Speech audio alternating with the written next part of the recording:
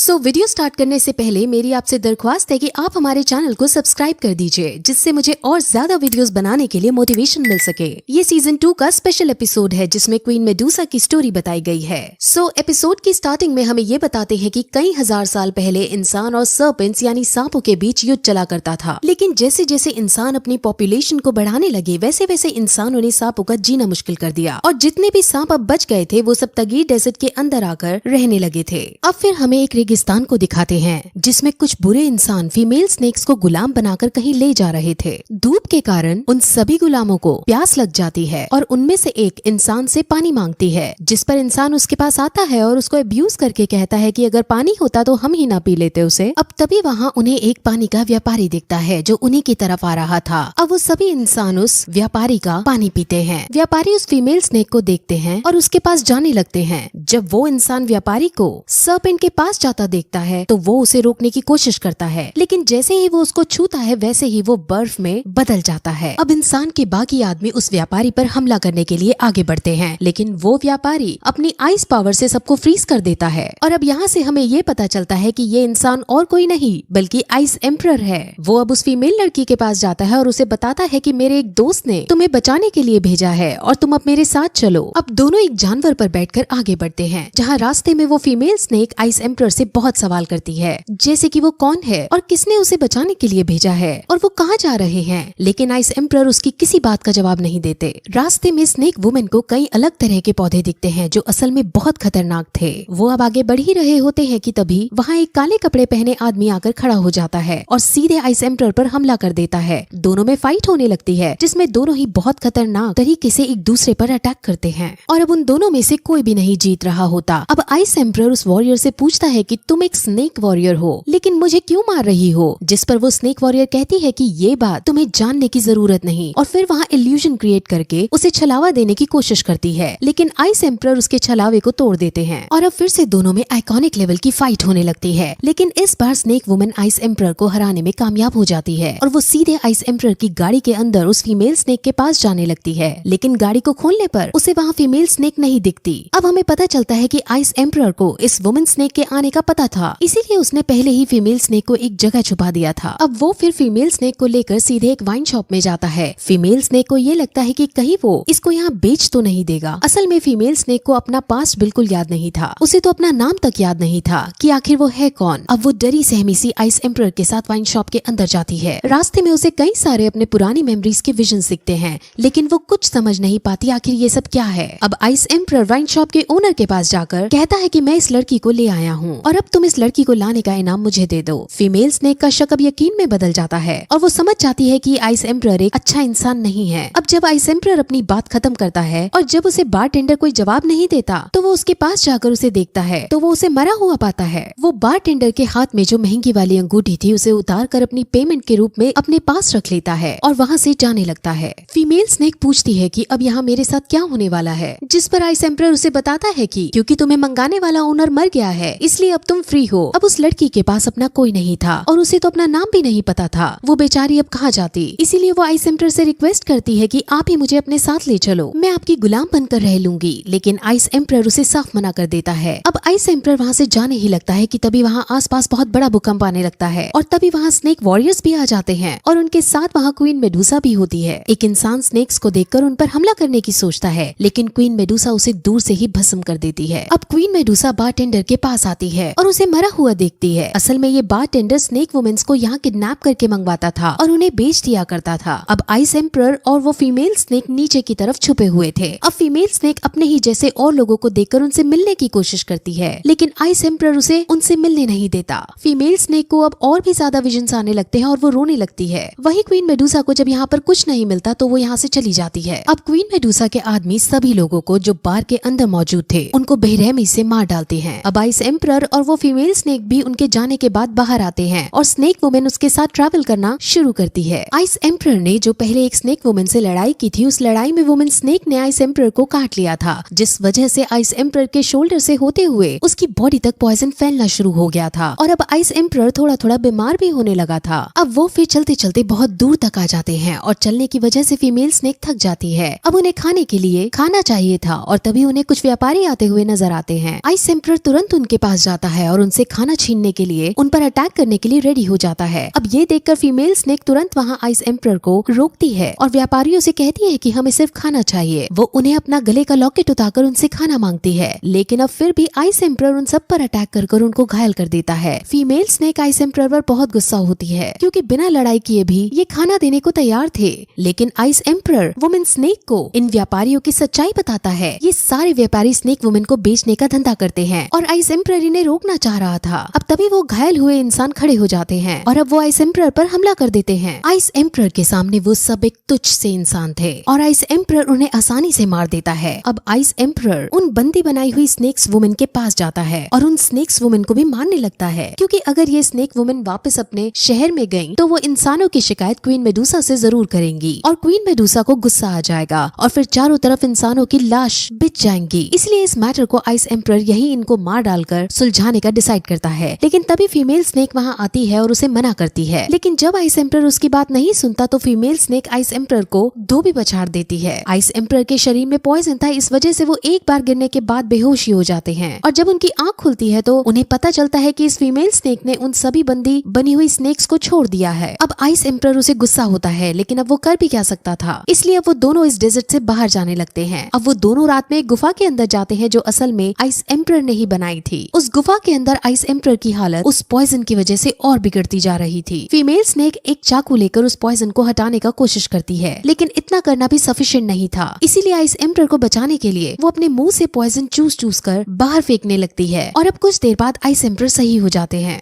हालांकि पॉइजन खत्म नहीं हुआ था, लेकिन अब आइस एम्परर काफी ज्यादा अच्छा महसूस कर रहा था। अब फिर रात में फीमेल स्नेक भी सो जाती है, लेकिन जब उसकी आंख खुलती है तो वो बाहर बहुत सारे स्नेक्स को देखती है जो आइस एम्परर पर हमला कर रहे थे। आइस एम्परर भी बड़ी बहादुरी के साथ उन सब का सामना कर रहे थे, लेकिन वहाँ बहुत सारे स्नेक्स मौजूद थे और वो सब क्वीन मेडुसा के आदमी थे। वो सब मिलकर जब आइस एम्परर पर हमला करते हैं तो आइस एम्परर सहन नहीं कर पाते और उन्हें बहुत सारे तीर भी लग जाते हैं। वहीं गुफा के अंदर वो वुमेन स्नेक जिसने आइस एम्परर को पॉइजन दिया था वो भी आ जाती है। वो फीमेल स्नेक की तरफ उसे मारने को बढ़ रही थी। जब वो आगे बढ़ रही थी तब ऐसा लग रहा था मानो वो वुमेन स्नेक उसे मारना नहीं चाहती हो, लेकिन मजबूरी में उसे ऐसा करना पड़ रहा हो। अब वहाँ आइस एम्परर जो स्नेक से लड़ रहा था वो जब ये देखता है कि फीमेल स्नेक की जान खतरे में है तब वो तुरंत अपनी पूरी शक्ति के साथ वहाँ आता है और वहाँ बड़ी कोशिशों के बाद फीमेल स्नेक को लेकर वहाँ से उन्हें चकमा देकर भागने में कामयाब हो जाता है। अब फिर आइस एम्परर और फीमेल स्नेक जो उनकी नजरों से दूर आ गए थे वो अब इस डेजर्ट को छोड़कर जाने का डिसाइड करते हैं। वहाँ वो एक दूसरे से बात करते हैं और हमें पता चलता है कि आइस एम्परर को फीमेल स्नेक से प्यार हो गया है, लेकिन एक फीमेल स्नेक एक इंसान से प्यार करे ये रूल्स के खिलाफ था। इसीलिए आइस एम्परर चिंतित हो जाता है और दुखी होकर अब उसे अपनी लाइफ के बारे में सब बताता है। आइस एम्परर का जन्म डिमांडिंग एंड ट्रेडिशनल ऑर्गेनाइजेशन में हुआ था। वहाँ जो भी जन्म लेता था उनका भाग्य बड़ों के द्वारा पहले ही डिसाइड कर दिया जाता था। वहाँ जन्म लेने वाला हर व्यक्ति सिर्फ एक कठपुतली के समान था। उन्हें हर काम ऑर्गेनाइजेशन के कहने पर करना पड़ता था और उन्हें ऑर्गेनाइजेशंस अलग अलग मिशंस देती थी जिन्हें उन्हें पूरा करना होता था। आइस एम्परर इन मिशंस को पूरा करने में बहुत माहिर था और उसकी एक साथी भी थी जो उसके साथ इन मिशंस को पूरा करती थी। आइस एम्परर और उसके साथी के बीच प्यार हो गया था, लेकिन इन लोगों को प्यार करने की आजादी नहीं थी और जब ये बात ऑर्गेनाइजेशन को पता चली तब उन्होंने बहुत गुस्सा किया। वो इन दोनों को मृत्यु दंड भी दे सकते थे, लेकिन आइस एम्परर की साथी ने आइस एम्परर को बचाने के लिए खुद की चेस्ट में खुद का ही खंजर घोंप दिया, जिससे वो वहीं मर गई। तब से मैं उसकी डेथ का जिम्मेदार खुद को मानता हूँ और असल में मैं हूँ भी। अब फीमेल स्नेक उसकी इस दुख भरी स्टोरी को सुनकर दुखी हो जाती है। वहीं अब हमें क्वीन मेडुसा को दिखाते हैं और उसकी बैक स्टोरी को बताते हैं। असल में क्वीन मेडुसा ही भेस बदलकर काले कपड़े पहनकर वुमेन स्नेक बना करती है। उन्होंने ही बारटेंडर को पैसे देकर स्नेक्स वुमेन को मंगवाया था ताकि वो उन वुमेन्स में से उस फीमेल स्नेक को ढूंढ सके, लेकिन जब बारटेंडर उससे स्नेक वुमेन अपने अय्याशियों के लिए मंगाने लगा तब क्वीन मेडुसा ने गुस्से में उसे मार डाला था। वो असल में आइस एम्परर के पीछे नहीं बल्कि इस फीमेल स्नेक के पीछे है और वो इस स्नेक को मारना चाहती है। वहीं आइस एम्परर और फीमेल स्नेक अब अपने अपने रास्ते जाने का डिसाइड करते हैं और अब आइस एम्परर उसे अपनी अंगूठी देकर ये कहता है कि तुम शहर के बाहर जाकर टेंग शैन के पास जाओ और उन्हें ये अंगूठी दिखाना। वो समझ जाएंगे कि तुम मेरे साथ हो और वो तुम्हारी रक्षा करेंगे। अब फीमेल स्नेक भी उसे अपना वो लॉकेट देती है और कहती है कि तुम भी इसे संभाल कर रखना। अब फीमेल स्नेक डेजर्ट के बाहर जाने लगती है और आइस एम्परर उसे कहता है कि वो भी शहर के बाहर जाएगा, लेकिन वो चुपके से गुफा के बाहर निकलकर क्वीन मेडुसा के पास जाता है और उससे लड़ने लगता है। उन दोनों की लड़ाई का शोर सुनकर फीमेल स्नेक समझ जाती है कि आइस एम्परर ने मुझे झूठ बोला है। वो भी अब लड़ाई को देखती है और उसे भी अपनी बैक स्टोरी सारी याद आ जाती है। असल में फीमेल स्नेक और कोई नहीं बल्कि क्वीन मेडुसा की छोटी बहन है। सदियों से एक खास तरह के अंडे से क्वीन मेडुसा का जन्म होता है और जब वो क्वीन बड़ी होती है तो उसे क्वीन मेडुसा बना दिया जाता है। लेकिन जब इस बार ये खास तरह का अंडा फूटता है तो उसमें से 2 जुड़वा बहनें निकलती हैं। अब एल्डर्स का मानना था कि क्वीन सिर्फ एक ही बन सकती है और दूसरी लड़की को मरना होगा, इसीलिए अब दोनों बहनों को ही चॉइस दी जाती है कि उसमें से कोई एक दूसरे को मार डाले, जिससे एक जो जिंदा बचे वो क्वीन बन पाए। अब वो दोनों बहनें एक दूसरे से बहुत प्यार करती थी, इसलिए बड़ी बहन छोटी बहन के पास आकर ये कह देती है कि मैं मरने के लिए तैयार हूँ, तुम क्वीन मेडुसा बन जाओ। अब छोटी बहन बहुत ज्यादा उदास हो जाती है। अब फिर बड़ी बहन को मारने के लिए एक रिचुअल किया जाने लगता है और उसमें छोटी बहन को बड़ी बहन को मारने के लिए कहा जाता है, लेकिन छोटी बहन अपनी बहन को नहीं मारती और वो अपना मुकुट उतारकर अपनी बड़ी बहन को पहना देती है और वहाँ से फिर तुरंत अपनी शक्तियों का यूज करके पोर्टल बना देती है और वहाँ से भाग निकलती है। अब ऐसा पोर्टल बनाना रूल्स के खिलाफ था और क्योंकि अब बड़ी बहन क्वीन मेडुसा बन गई थी तो एल्डर्स ये कहते हैं कि क्योंकि तुम्हारी छोटी बहन ने रूल्स तोड़े हैं, इसीलिए अब क्वीन मेडुसा यानी बड़ी बहन को उसको ढूंढना होगा और उसे जान से खत्म करना होगा। अब बड़ी बहन अपने क्वीन मेडुसा वाले पद को भी नहीं छोड़ सकती थी, इसलिए वो एल्डर्स की बात को मानकर अपनी ही छोटी बहन को ढूंढ रही थी ताकि वो उसे मार सके। वहीं प्रेजेंट में आइस एम्परर और क्वीन मेडुसा के बीच लड़ाई हो रही थी जिसमें दोनों एक दूसरे पर भारी पड़ रहे थे। अब वो दोनों ही अपनी फुल स्ट्रेंथ में आ जाते हैं और दोनों ही एक दूसरे पर अपनी सारी शक्तियों से वॉर करते हैं। लेकिन तभी नीचे से वो फीमेल स्नेक जिसको अब अपनी सच्चाई का पता चल गया था वो उड़कर ऊपर आती है और उनकी शक्तियों के बीच में आ जाती है। आइस एम्परर तुरंत उसको बचाने उसके पीछे दौड़ता है और वो उसे बचा भी लेते, लेकिन ऐसा करते वक्त वो फिर भी बहुत ज्यादा घायल हो जाती है। अब क्वीन मेडुसा को भी अपनी छोटी बहन को इस हालत में देखकर बहुत दया आ जाती है और वो तुरंत उसके पास जाती है। वो अपनी बहन से सॉरी बोलती है और उनसे कहती है कि मैं आपसे बहुत प्यार करती हूँ। अब आइस एम्परर जो हमेशा गुस्से में रहा करता है वो भी आज फूट फूट कर रो पड़ता है और ये सीन बहुत ज्यादा इमोशनल था। अब क्वीन मेडुसा अपनी छोटी बहन को गोद में उठाती है और अब एल्डर्स उसे इसको जान से मारने का ऑर्डर देते हैं, लेकिन अब क्वीन मेडुसा गुस्से में आ जाती है और वो सबसे ये बोलती है कि हम हमेशा से पुराने रूल्स को फॉलो करते आ रहे हैं, लेकिन अब ऐसा नहीं होगा। समय के साथ परंपराएं बदलेंगी और पुरानी परंपराएं जिनका कोई सेंस नहीं बनता वो नष्ट की जाएंगी। अब क्योंकि वो क्वीन थी इसीलिए सब सैनिक उसके सामने झुक जाते हैं।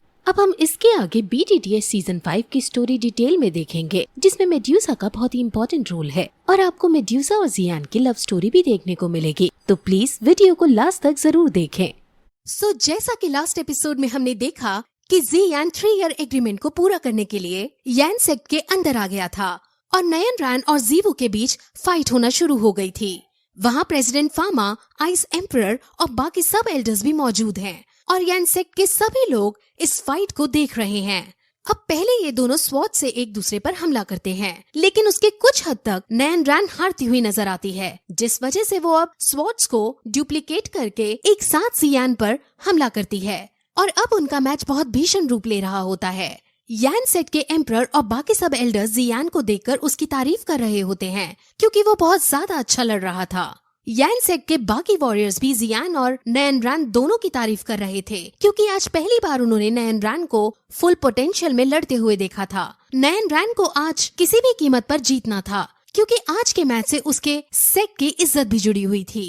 नयन रैन उस पर हमला करती है और इसमें जियान के थोड़े से बाल कट जाते हैं, लेकिन जियान इसके बाद तुरंत उसको रोकता है और उस पर भारी पड़ने लगता है और उसको तुरंत स्पीड का यूज करते हुए बैक पर जोर से अटैक करता है और इस अटैक से नयन रैन घायल हो जाती है। यान सेट के सभी लोग डर जाते हैं, लेकिन एम्परर को भरोसा था कि नयन रैन इस अटैक को सहन कर लेगी और अब नयन रैन अटैक सहन करने के बाद फिर से उससे लड़ने आती है और अब वो और भी ज्यादा एनर्जी में जियान पर हमला करती है। प्रेसिडेंट फामा और उसके साथ बैठे मास्टर जियान की स्किल्स के बारे में डिस्कस करते हैं क्योंकि ऐसी स्किल्स उन्होंने आज तक नहीं देखी थी। अब नयन रैन को गुस्सा आ जाता है और वो स्पीड में तेज तेज गोल गोल घूमना स्टार्ट कर देती है। सबको ये लगता है कि जियान अब तो समझो गया, लेकिन जियान जमीन पर एक किक मारता है जिससे भूकंप सा आता है और नयन रैन की स्पीड रुक जाती है। अब ऐसा स्टेप पहले भी जियान को करते हुए एक आदमी ने देख रखा था और उसको थोड़ा शक होता है कि कहीं ये वही आदमी तो नहीं, लेकिन फिर वो मैच देखने लग जाता है और अब मैच के अंदर नयन रैन जियान की एबिलिटीज और स्किल्स को देखकर बहुत शॉक होती है। वो उसे कहती है कि तुम अब पुराने वाले ट्रैश मास्टर नहीं रहे, लेकिन फिर भी मेरे कुछ और रीजंस हैं जिस वजह से मैं तुमसे शादी नहीं कर पाऊंगी। अब वो फिर अपनी फुल स्ट्रेंथ में आ जाती है और सब उसको देखकर बहुत ज्यादा विस्मित हो जाते हैं क्योंकि नैन रैन ने आज पहली बार अपनी फुल स्ट्रेंथ दिखाई होती है। अब वो फुल स्ट्रेंथ के साथ जियान पर हमला करती है। वहीं दूसरी तरफ यूजी जो 3 ईयर एग्रीमेंट को देखने के लिए यहाँ आ रही थी, वो रास्ते में एक आदमी को नोटिस करती है जो अजीब सा था। हालांकि वो बहुत तेज स्पीड में था, इसलिए यूजी उसको देख नहीं पाती। लेकिन अब यूजी समझ जाती है कि ये आदमी जरूर कोई खतरा है, इसलिए यूजी उस आदमी के बारे में पता करने के लिए उसके पीछे जाने लगती है। वही मैच को देखने के लिए गुहे और उसका डिसाइपल मिस्टर लियू आ पहुँचते हैं और अब वो सभी मैच को देखने लगते हैं। लड़ाई के अंदर अब जियान भी अपने आसपास एक आर्मर क्रिएट करता है और उसके अंदर से बहुत बड़ा ऑरा निकलने लगता है और ये ऑरा नैन रैन से भी बहुत ज्यादा था। अब उन दोनों में ऑरा का यूज करते हुए स्वॉर्ड फाइट होने लगती है और उनकी फाइट बहुत आइकॉनिक लेवल की चलती है। उनके अंदर से इतना ज्यादा ऑरा निकल रहा था कि आसपास बैठे लोग भी इससे अफेक्ट हो रहे थे। लड़ते लड़ते नैन रैन जियान से कहती है कि तुम नहीं समझ पाओगे कि मैंने तुमसे असल में शादी क्यों तोड़ी, जिस पर जियान कहता है कि शायद मैं नहीं समझ पाऊंगा और फिर जियान अपनी तलवार से उस पर जोर से हमला करता है। उनमें इससे फाइट होने लगती है। नैन रैन कहती है कि मैं जानती हूँ कि तुम्हारे अंदर मेरे लिए कितना गुस्सा है, लेकिन मैं कुछ नहीं कर सकती, मुझे अपने सेक्ट की इज्जत बचानी ही होगी। जिस पर जियान कहता है कि मैं तुमसे नफरत नहीं करता हूँ। असल में वो उससे नफरत नहीं करता है, बल्कि उससे बहुत ज्यादा नफरत करता है। अब फिर जियान गुस्से में नैन रैन को पीट देता है और नैन रैन घायल हो जाती है। अब नैन रैन गुस्से में आ जाती है और वो अब उसका जो सीक्रेट वेपन है, जिसको यूज करने के लिए बहुत ज्यादा एनर्जी चाहिए होती है और उसके यूज करने से नैन रैन को भी नुकसान हो जाता है, वो अब उसे यूज करने का डिसाइड करती है। अब यून सेक्ट के भी सभी लोग समझ जाते हैं कि अब बेचारी नैन रैन के पास कोई और चारा नहीं है, इसलिए अब वो इस खतरे से भरे वेपन को यूज करने जा रही है। अब तो सबको लगने लगता है कि जियान हारेगा नहीं बल्कि जान से मारा जाएगा। लेकिन अब जियान भी अपनी दोनों हेवनली फ्लेम्स निकालता है और उन्हें मर्ज करने लगता है। अब उसको ऐसा करते देख सब समझ जाते हैं कि जियान और कोई नहीं बल्कि वही है जो ग्रैंडपा का पॉइजन निकाल रहा था और वो अभी तक भेस बदलकर हमारे सामने ही मौजूद था। अब सबके चेहरे यहाँ पर देखने लायक थे और सब अब समझ जाते हैं कि जियान का मुकाबला उनकी बेटी नहीं कर सकती है। अब नैन रैन भी जियान को पहचान जाती है और उसके लिए उसके अंदर फीलिंग्स भी आने लगती हैं। लेकिन क्योंकि उसको अपने सेक्ट की इज्जत बचानी थी, इसलिए ना चाहते हुए भी उसे लड़ाई को कंटिन्यू रखना पड़ता है और अब वो उस पर अपनी शक्तियाँ छोड़ देती है। लेकिन इतने में जियान बुद्धा फ्यूरी लोटस छोड़ देता है। नैन रैन की सारी ताकत, उसका सारा ऑरा बहुत प्यार से और बहुत आसानी से बुद्धा फ्यूरी लोटस में डिसॉल्व हो जाता है और बुद्धा लोटस फ्यूरी नैन रैन पर अटैक करके उसके पीछे जाने लगता है और फिर इस पॉइंट पर यह एपिसोड यही खत्म हो जाता है। जैसा कि लास्ट एपिसोड में हमने देखा कि जियान ने बुद्धा फ्यूरी लोटस छोड़ दिया था जो नैन रैन की पावर को एब्जॉर्ब करके उसे लगने ही वाला है। अब वहाँ बहुत बड़ा धमाका होने वाला है, इसलिए आसपास बैठे सभी लोग जो इस फाइट को देख रहे हैं वो अपने आसपास शील्ड इकट्ठा करने लगते हैं और अब धमाका होने ही वाला होता है कि तभी हम जियान के पिता जिहान को देखते हैं जो घोड़े पर बैठकर सफर कर रहे थे। वही मैच के अंदर धमाका हो जाता है और उसमें नैन रैन घायल हो जाती है और अब इसी बात का फायदा उठाते हुए जियान विंग्स का यूज करते हुए उसे फ्लाइंग कॉम्बैट करने लगता है।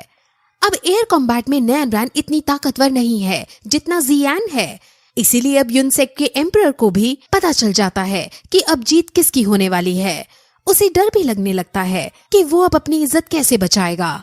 वही नैन रैन जो घायल होने के बावजूद भी अपनी तलवार से उससे लड़ रही थी और जियान जो उससे बचकर उसके करीब आ रहा था और अब दोनों फिर एक दूसरे के बारे में सोचने लगते हैं, जिसमें वो दोनों ही 3 साल पुराने एग्रीमेंट को याद करते हैं और नैन रैन समझ जाती है कि ये जियान मुझसे बदला ले रहा है और अब ये मुझे हरा कर ही रहेगा। उसे अपने ऊपर पछतावा भी होता है और गिल्टी महसूस करने लगती है। लेकिन फिर जियान भी सोचता है कि इसमें तुम्हारी कोई मिस्टेक नहीं है, ये तुम्हारी एक गलत चॉइस थी जिसकी वजह से हम दोनों को इन 3 सालों में इतना कुछ सहना पड़ा। ये मेरा बदला नहीं है बल्कि मेरे 3 साल की तपस्या का फल है जो मुझे आज मिलने वाला है। अब नैन रैन ये भी सोचती है कि अगर अब मैं हार गई तो मुझे इसका दास यानी गुलाम बनना पड़ेगा। लेकिन जियान कहता है कि मुझे इसमें कोई इंटरेस्ट नहीं है। इस 3 ईयर एग्रीमेंट के खत्म होने के बाद तुम यहाँ यंग मास्टर के रूप में रह सकती हो और मैं वापस एक मॉन्क बनकर जीवन जीऊंगा। अब इस एग्रीमेंट को खत्म करने के लिए जियान नीचे आ जाता है और नयनरान भी घायल होते हुए नीचे उतर जाती है और अब अपनी हार एडमिट कर लेती है और कहती है कि मैं जी फैमिली के अंदर जाकर तुमसे शादी करने को तैयार हूँ, लेकिन उसके बाद मैं डाइवोर्स ले लूंगी। लेकिन डाइवोर्स से मेरे यूनसेक की बहुत बदनामी होगी और एग्रीमेंट के अनुसार उसे स्लेव भी बनना होगा। इसीलिए अब वो खुद सुसाइड करने का डिसाइड करती है और अपनी तलवार से अपना गला काटने लगती है। लेकिन तभी जियान वहाँ आता है और उसे रोकता है और कहता है कि तुम्हें मुझसे शादी करने और मेरी दासी बनने की कोई जरूरत नहीं है। अब 3 ईयर एग्रीमेंट पूरा हो चुका है और अब तुम पहले की तरह यहाँ फ्रीली रह सकती हो। अब जियान वो पर्चा फाड़ देता है जिसमें ये 3 ईयर एग्रीमेंट लिखा गया था और अब वो वहाँ से जाने लगता है। लेकिन तभी यूनसेक का एम्परर उसे रोकता है और वहाँ अब सब उसकी तरफ देखने लगते हैं। वो पहले तो नयनरान को रेस्ट करने के लिए भेज देता है और फिर एक आदमी जो मोकलैंड में भी था वो यूनसेक के एम्परर के कान में कुछ कहता है और अब यूनसेक का एम्परर सबके सामने ये बताता है कि मोशैंग को जिसने मारा था, यानी मोशैंग का जो मर्डरर है वो शायद जियान है, क्योंकि जियान और वो मिस्टीरियस मास्क मैन जिसने मोशैंग को मारा था उन दोनों का ही फाइटिंग पैटर्न सेम है। अब ये सुनकर सब शॉक हो जाते हैं, लेकिन जियान कहता है कि फाइटिंग पैटर्न सेम होने से ये मतलब नहीं कि वो आदमी मैं ही था और आप मुझे ये कह रहे हैं कि मैंने मोशैंग जैसे बड़े आदमी को मार गिराया। शायद ये मेरी तारीफ ही है। अब यूनसेक का एम्परर अपनी बात को सिद्ध करने के लिए नयनरान से पूछता है कि तुमने भी उस समय उस मिस्टीरियस आदमी को देखा था और क्या तुम्हें याद है उसकी अपीयरेंस और क्या वो इसके जैसा दिखता है। जिस पर नयनरान कहती है कि उन बातों को काफी समय हो गया है जिस वजह से मैं कुछ नहीं जानती। अब यूनसेक का एम्परर अल्केमिस्ट गाइड एसोसिएशन से ये सवाल करता है कि क्या आप सभी ने इसको व्हाइट फ्लेम्स का यूज करते हुए देखा है, क्योंकि मोशैंग के मरते वक्त भी व्हाइट फ्लेम्स प्रोड्यूस हुई थी। जिस पर अब अल्केमिस्ट एसोसिएशन वाले भी जियान का साथ देते हैं और कहते हैं कि उन्हें इस बारे में कुछ जानकारी नहीं। अब क्योंकि यूनसेक का एम्परर कुछ सिद्ध नहीं कर पा रहा था, इसलिए जियान वहाँ से जाने लगता है और यूनसेक के एम्परर के रोकने के बाद भी जब वो नहीं रुकता तो वो अपने आदमियों को उसे पकड़ने के लिए भेज देता है और उसके आदमी उसे पकड़ने जाने लगते हैं, लेकिन जियान आसानी से उन सबको मार गिराता है। अब यूनसेक के एम्परर को गुस्सा आ जाता है और वो सबसे 3 ताकतवर योद्धा को उनसे लड़ने को भेजता है। उनकी एयर कॉम्बैट चलती है जिसमें पहले तो जियान वहाँ से भागने में कामयाब सा हो रहा होता है, लेकिन तभी वो तीनों आसपास शील्ड प्रोड्यूस करके उसे एक प्रिजन में फंसा देते हैं। जियान बहुत कोशिश करता है कि वो वहाँ से निकल पाए, लेकिन उसकी हर कोशिश बेकार हो जाती है और अब वो दुखी होकर वहीं खड़ा हो जाता है। उसके चाहने वाले यहाँ तक कि नयनरान भी दुखी हो रही होती हैं, लेकिन तभी वहाँ आसपास बर्फ जमने लगती है और वो तीनों योद्धा बर्फ में पूरी तरह जम जाते हैं और आइस एम्परर उसको बचाने के लिए उसके पास आ जाता है। जैसा कि लास्ट एपिसोड में हमने देखा कि यूनसेक के एम्परर ने जियान को बाहर निकलने से रोक दिया था और उसके सेक्ट के 3 ताकतवर एल्डर्स ने शील्ड बनाकर उसका रास्ता रोक दिया था और इस शील्ड को जियान नहीं तोड़ पा रहा था। लेकिन तभी वहाँ आइस एम्परर आ जाता है और आइस एम्परर अब जियान की मदद करता है और उस शील्ड को तोड़ देता है। वो सब आइस एम्परर को देखकर डर जाते हैं और यूनसेक का एम्परर भी आइस एम्परर को समझाता है कि अगर तुम इस लड़के का साथ दोगे तो तुम्हारे साथ जो हमारे रिश्ते हैं वो सब खत्म हो जाएंगे।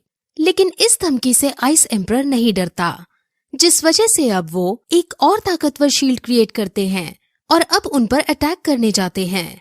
लेकिन आइस एम्परर उनके अटैक को आसानी से रोक देता है, जिसके बाद अब वो तीनों ताकतवर एल्डर्स खुद उस पर वार करते हैं और अब जियान समझ जाता है कि हम इनको नहीं हरा पाएंगे। इसलिए वो डिसाइड करता है कि आइस एम्परर इन तीनों को रोकेगा और इस बीच मौका पाकर जियान यहाँ से भाग जाएगा। अब वो इस प्लान को एग्जीक्यूट करते हैं और जब आइस एम्परर उनसे लड़ने लगता है और जियान को जब भागने का मौका मिलता है तो वहाँ तभी यूनसेक का एम्परर खुद आकर उससे अब लड़ता है। जियान उससे बचकर भागने की कोशिश करता है, लेकिन उन सेक्ट के एम्परर की स्पीड बहुत तेज थी। वो उसका पीछा कर ही रहे होते हैं और उसे पकड़ने ही वाले होते हैं कि तभी जियान के हाथ में कुछ होता है और उसके अंदर से क्वीन मेडुसा निकल कर आती है। वो अभी स्नेक की फॉर्म में थी और अब जियान उसे एक लिक्विड पिलाता है जिससे वो खुश हो जाती है और जियान उसे लड़ने को भेजता है।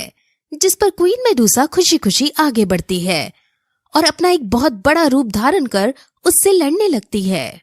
अब ऑब्वियसली वो क्वीन मेडूसा है और उसकी शक्तियां अपरंपार हैं, जिस वजह से यूनसेट का एम्परर हल्का पड़ने लगता है और उनकी फाइट बहुत जबरदस्त होती है जो देखने लायक है। इस फाइट के लास्ट सीन में क्वीन मेडूसा यूनसेट के एम्परर की फुल बेइज्जती के साथ उसे जोर से धक्का मार के नीचे फेंक देती है और सब ये देखकर बहुत चौंक जाते हैं। अब वो गुस्से में तिल मिलाता हुआ खड़ा होता है और पहले तो आइस एम्परर को फिर से समझाने की कोशिश करता है, लेकिन जब इस बार भी आइस एम्परर नहीं मानता तो वो अब अपनी सोल पावर का यूज करता है और अब सीधे गुस्से में उसको पकड़ने जाता है। वो अपनी स्पीड इतनी तेज कर लेता है कि क्वीन मेडूसा भी उसको पकड़ नहीं पाती। वो जियान तक पहुंचने ही वाला होता है और अब जियान भी समझ जाता है कि वो ऐसे तो नहीं बच पाएगा, इसलिए अब वो अपनी पावर को इकट्ठा करता है और जितनी भी उसने कल्टीवेट करके पावर हासिल की थी वो अपनी तलवार में डालकर उस पर अटैक करता है और इस अटैक से यूनसेट का एम्परर जमीन में जाकर धंसता है और वो फिर से एक और बार घायल हो जाता है। अब सब आसपास खड़े लोग समझ जाते हैं कि इस हार से यूनसेट का एम्परर तिलमिला गया है और अब ये पागल हो चुका है और अब ये जियान की जान लेने के लिए सही या गलत को भूल जाएगा। अब यूनसेट का एम्परर अपने और भी आदमियों को जियान को पकड़ने को भेजता है और उसके सभी आदमी अब अपनी सेक्ट की मशहूर फॉर्मेशन को क्रिएट करते हैं और वो एक इतनी शक्तिशाली शील्ड बना देते हैं कि आइस एम्परर भी उसे ना तोड़ पाए। और अब इसके बाद यूनसेट का एम्परर आसपास की एनर्जी और ऑरा का यूज करके एनर्जी इकट्ठा करता है और वो अब गुस्से में आकर जियान पर अपनी सारी एनर्जी छोड़ने लगता है। वहाँ अब आगे आइस एम्परर उसके सामने खड़ा हो जाता है और अपनी शील्ड बनाकर जियान को बचाने की कोशिश करता है। यूनसेट का एम्परर कहता है कि तुम्हें इस लड़के के लिए अपनी जान खतरे में नहीं डालनी चाहिए, लेकिन आइस एम्परर उसकी बात को नहीं सुनता और अब आइस एम्परर की शील्ड और उसकी एनर्जी आपस में टकराते हैं और दोनों आपस में एक दूसरे को पीछे ढकेलने लगती है। लेकिन तभी वहाँ पर एक जोर का ब्लास्ट होता है और उसमें उन दोनों की एनर्जी न्यूट्रलाइज हो जाती है और अचानक अपने आप उनकी बनाई हुई शील्ड भी टूटकर गिर जाती है। यानी वहाँ कोई शक्तिशाली योद्धा आ जाता है और उसने ही ये शील्ड तोड़ी होती है और इस शक्तिशाली योद्धा को देखकर सब बहुत शौक होते हैं। और ये शक्तिशाली योद्धा कौन है ये हमें आगे आने वाले एपिसोड में पता चलेगा। जैसा कि लास्ट एपिसोड में हमने देखा कि जियान को यूनसेट का एम्परर पकड़ने की कोशिश कर रहा था और उसने यूनसेट फॉर्मेशन भी बना ली थी, लेकिन तभी वहाँ एक ताकतवर योद्धा आ गया था जिसने एक ही बार में उसकी फॉर्मेशन को तोड़ दिया था। ये ताकतवर योद्धा कई कपड़े पहना है और ये वही योद्धा है जो जियान से तब लड़ा था जब जियान नयनरैन के ग्रैंडफादर को सही करने जा रहा था। जियान समझ जाता है कि उस टाइम ये जियान की ताकत चेक कर रहा था, वो जियान को मारने नहीं आया था। ये ताकतवर आदमी बहुत ज्यादा पावरफुल है और ये दो होंग से भी ऊपर वाली लेवल जिसका नाम दो है उस पर है। ये जियामा एम्पायर का नहीं बल्कि मेनलैंड का है और यहाँ ये जियान को अपने साथ ले जाने आया है, लेकिन यूनसेट का एम्परर उसे ले जाने नहीं देता क्योंकि जियान से अब उसे अपना पर्सनल बदला भी लेना था। और जब उनके बीच बहस ज्यादा बढ़ जाती है तो दोनों अपने अपने हथियार निकाल लेते हैं। ताकतवर योद्धा के पास शैडो की डेविल ताकत थी और वो अब उस पर अटैक करता है। यूनसेट का एम्परर शैडो मैन पर अपनी फुल ताकत से अपने साथ जो भी उसके साथ हैं उनकी ताकत का यूज करके उस पर अटैक कर देता है, लेकिन शैडो मैन आसानी से उसके हमलों से बच जाता है। जिसके बाद अब शैडो मैन अपने बहुत सारे शैडो क्रिएट करता है और उन सभी को एम्परर से लड़ने के लिए भेज देता है। अब लंबी फाइट के बाद एम्परर बुरी तरह घायल हो जाता है। उसे समझ आ जाता है कि वो इसको नहीं हरा पाएगा, लेकिन वो अपनी सेक्ट की इज्जत इस तरह खत्म भी नहीं होने दे सकता था। इसीलिए वो एक बांसुरी निकालता है और उसे बजाने लगता है। ये देखकर सभी बहुत शौक हो जाते हैं क्योंकि ये बांसुरी पुराने सेक्ट मास्टर को बुलाने की थी। वो सेक्ट मास्टर बहुत ज्यादा स्ट्रॉन्ग था और उसके सामने कोई भी नहीं टिक पाता था। अब यूजी जो उड़कर किसी का पीछा कर रही थी उसको भी पुराने सेक्ट मास्टर के आने का पता चल जाता है। पुराने सेक्ट मास्टर यूजी के भी मास्टर हैं। सबको ये लगता था कि वो मर चुका है, लेकिन वो अभी भी जिंदा है और अभी भी वो बहुत स्ट्रॉन्ग है। आइस एम्परर जियान को बताता है कि इसने दो होंग के बैरियर को पूरी तरह से तोड़ रखा है और ये अब दो जोंग लेवल पर है।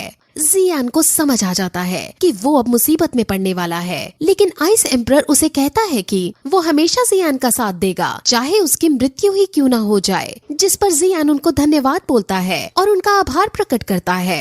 अब फिर वहाँ पुराने सेक्ट मास्टर आ जाते हैं और एम्परर उन्हें नमस्कार करके उन्हें सब बताता है और जियान की एक इमेज उनके सामने रख देता है और कहता है कि अब आपके युन सेक्ट की इज्जत दांव पर लगी है और अगर आपने अब कुछ नहीं किया तो युन सेक्ट डिस्ट्रॉय हो जाएगा। अब वो जियान को देखता है और उसके पास आइस एम्परर भी खड़ा था। वो आइस एम्परर को ताना मारते हुए कहता है कि अभी तक तुम क्वीन मेडुसा के हाथों मारे नहीं क्या? जिस पर आइस एम्परर भी उसको ताना मारते हैं और कहते हैं कि तुम्हारे बुढ़ापे ने तुम्हें अभी तक मारा नहीं है क्या? अब वो जियान की तरफ देखते हैं और जियान उसे नमस्कार करता है और वो जियान के मैनर को देखकर खुश हो जाता है और उससे पूछता है कि क्या जो अभी आइस एम्परर ने कहा वो सब सच है? जिस पर जियान सिर्फ इतना कहता है कि हम सब जानते हैं कि एम्परर पर आप कितना विश्वास करते हो, इसलिए मैं अब कुछ भी कहूँगा वो सब आपको एक बहाना लगेगा। जिस पर पुराना सेक्ट मास्टर ये कहता है कि गलती चाहे किसी की भी हो, लेकिन युन सेक्ट की इज्जत बचाना अब जरूरी है, जिस वजह से तुम यहाँ से बाहर नहीं जा सकते। अब वहाँ फिर शैडो मैन भी आ जाता है और शैडो मैन और उसकी भी बातें होती हैं, जिसमें दोनों एक दूसरे की ताकत का अंदाजा लगाते हैं और शैडो मैन उसको पीछे हटने की धमकी देता है, लेकिन पुराना सेक्ट मास्टर पीछे नहीं हटता और अब ये तीनों उस पर अटैक करने के लिए चले जाते हैं। जियान स्नेक के ऊपर बैठकर आगे बढ़ता है। शैडो मैन उसको जाल में फंसाने की कोशिश करता है और आइस एम्परर उसे आइस से मारने की कोशिश करता है, लेकिन लंबी फाइट के बाद भी वो ओल्ड सेक्ट का कुछ नहीं बिगाड़ पाते और ओल्ड सेक्ट मास्टर उन दोनों को दूर फेंक देता है। अब जियान स्नेक पर बैठकर आगे बढ़ता है और उस पर वार करता है, लेकिन जियान को तो वो सिर्फ अपने पैर से टच करके ही नीचे फेंक देता है और स्नेक काफी कोशिश करती है कि वो जियान को बचा सके, लेकिन ओल्ड सेक्ट मास्टर उसे बिना छुए ही दूर फेंक देता है और स्नेक बहुत ज्यादा घायल हो जाती है। वो अब जियान को अपने प्रेशर से मारने लगता है और सब बहुत दुखी होने लगते हैं, लेकिन तभी वहाँ एक लड़की सामने आती है और वो जियान को प्रेशर से फ्री कर देती है। ये लड़की बहुत सुंदर है और ये और कोई नहीं बल्कि क्वीन मेडुसा है, जो अब स्नेक से फ्री होकर पूरी ह्यूमन बन चुकी है और अब वो फाइट करने का चैलेंज ओल्ड सेक्ट मास्टर को देती है और फिर इस पॉइंट पर ये एपिसोड यहीं खत्म हो जाता है।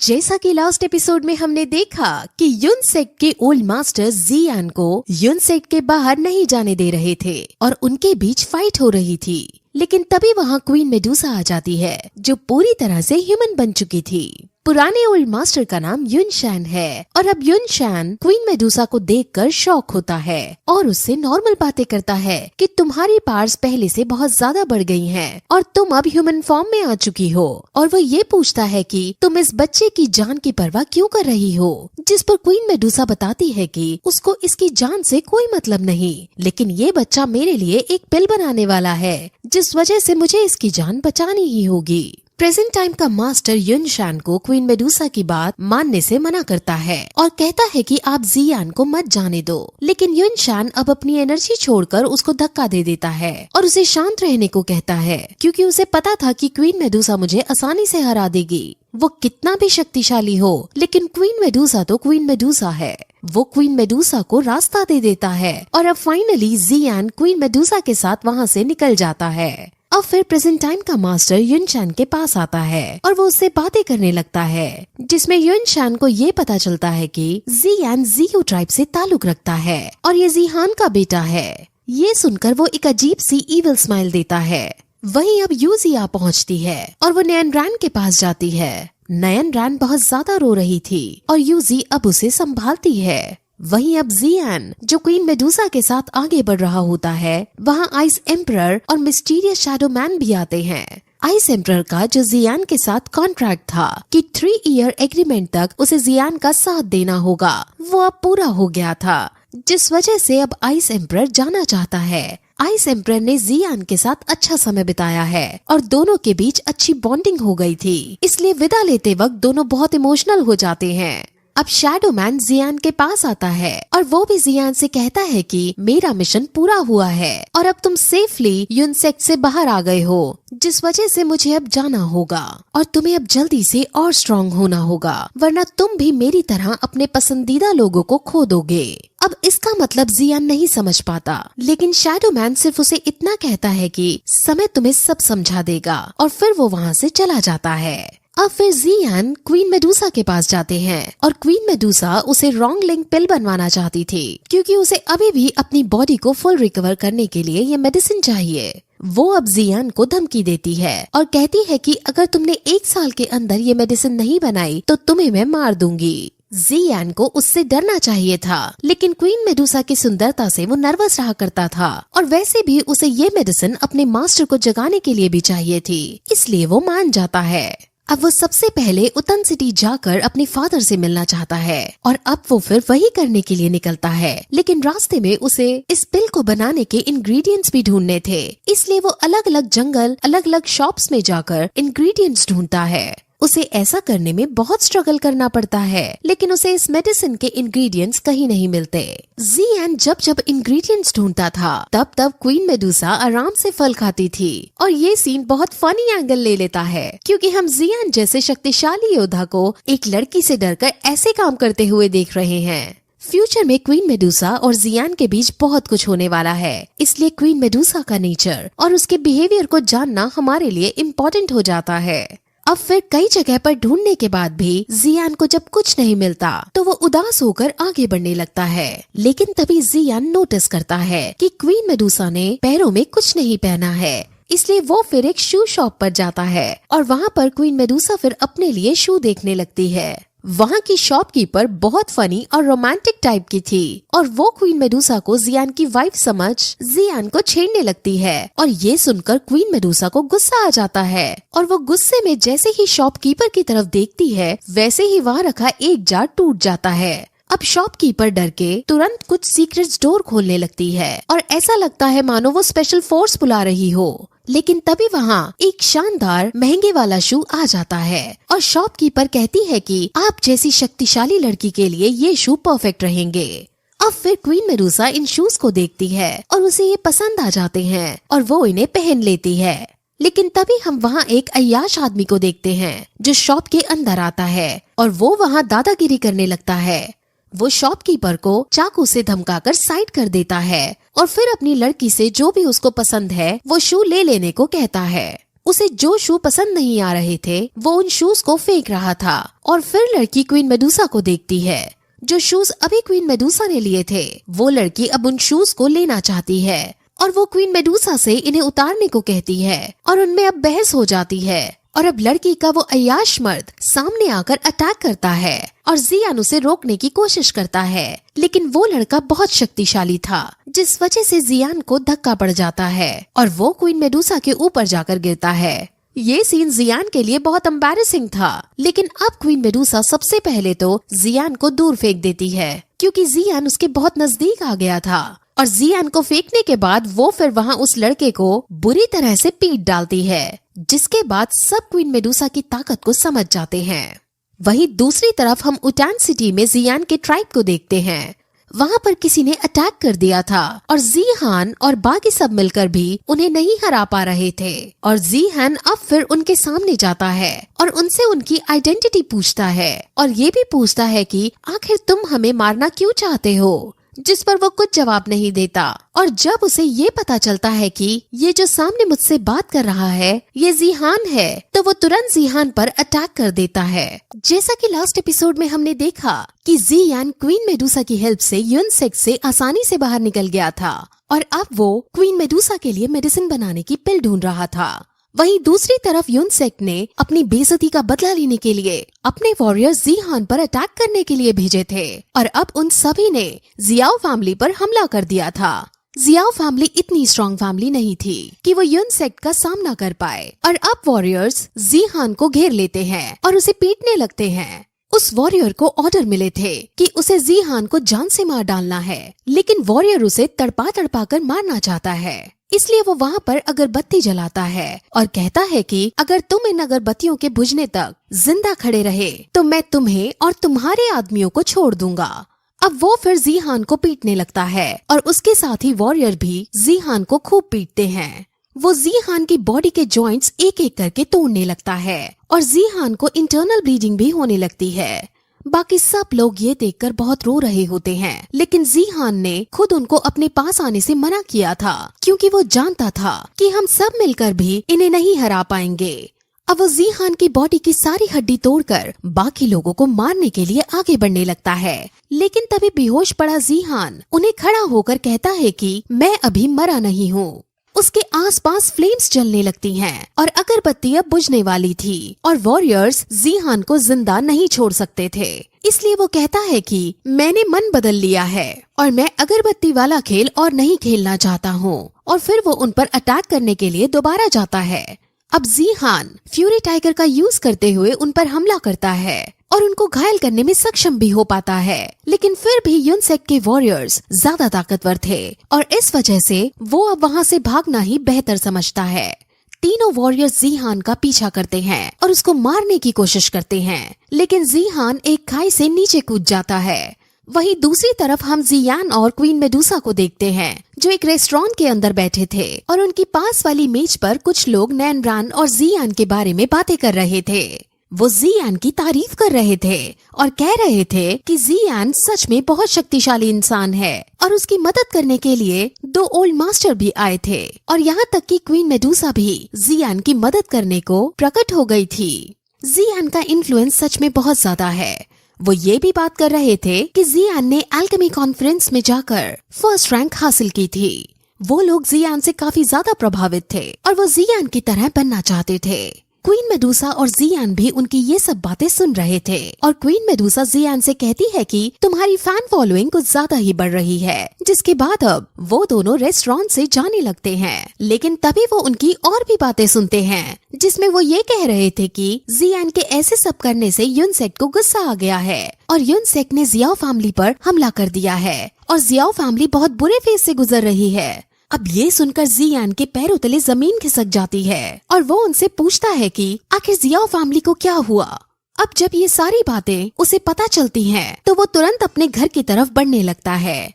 क्वीन मेडुसा उसे रोकती है और कहती है कि तुम्हें मेडिसिन ढूंढनी होगी, लेकिन इस बार जियान पहली बार क्वीन मेडुसा से गुस्सा होकर बोलता है कि हम पहले उतान सिटी जाएंगे और उसके बाद तुम्हारी मेडिसिन के इंग्रेडिएंट्स ढूंढेंगे।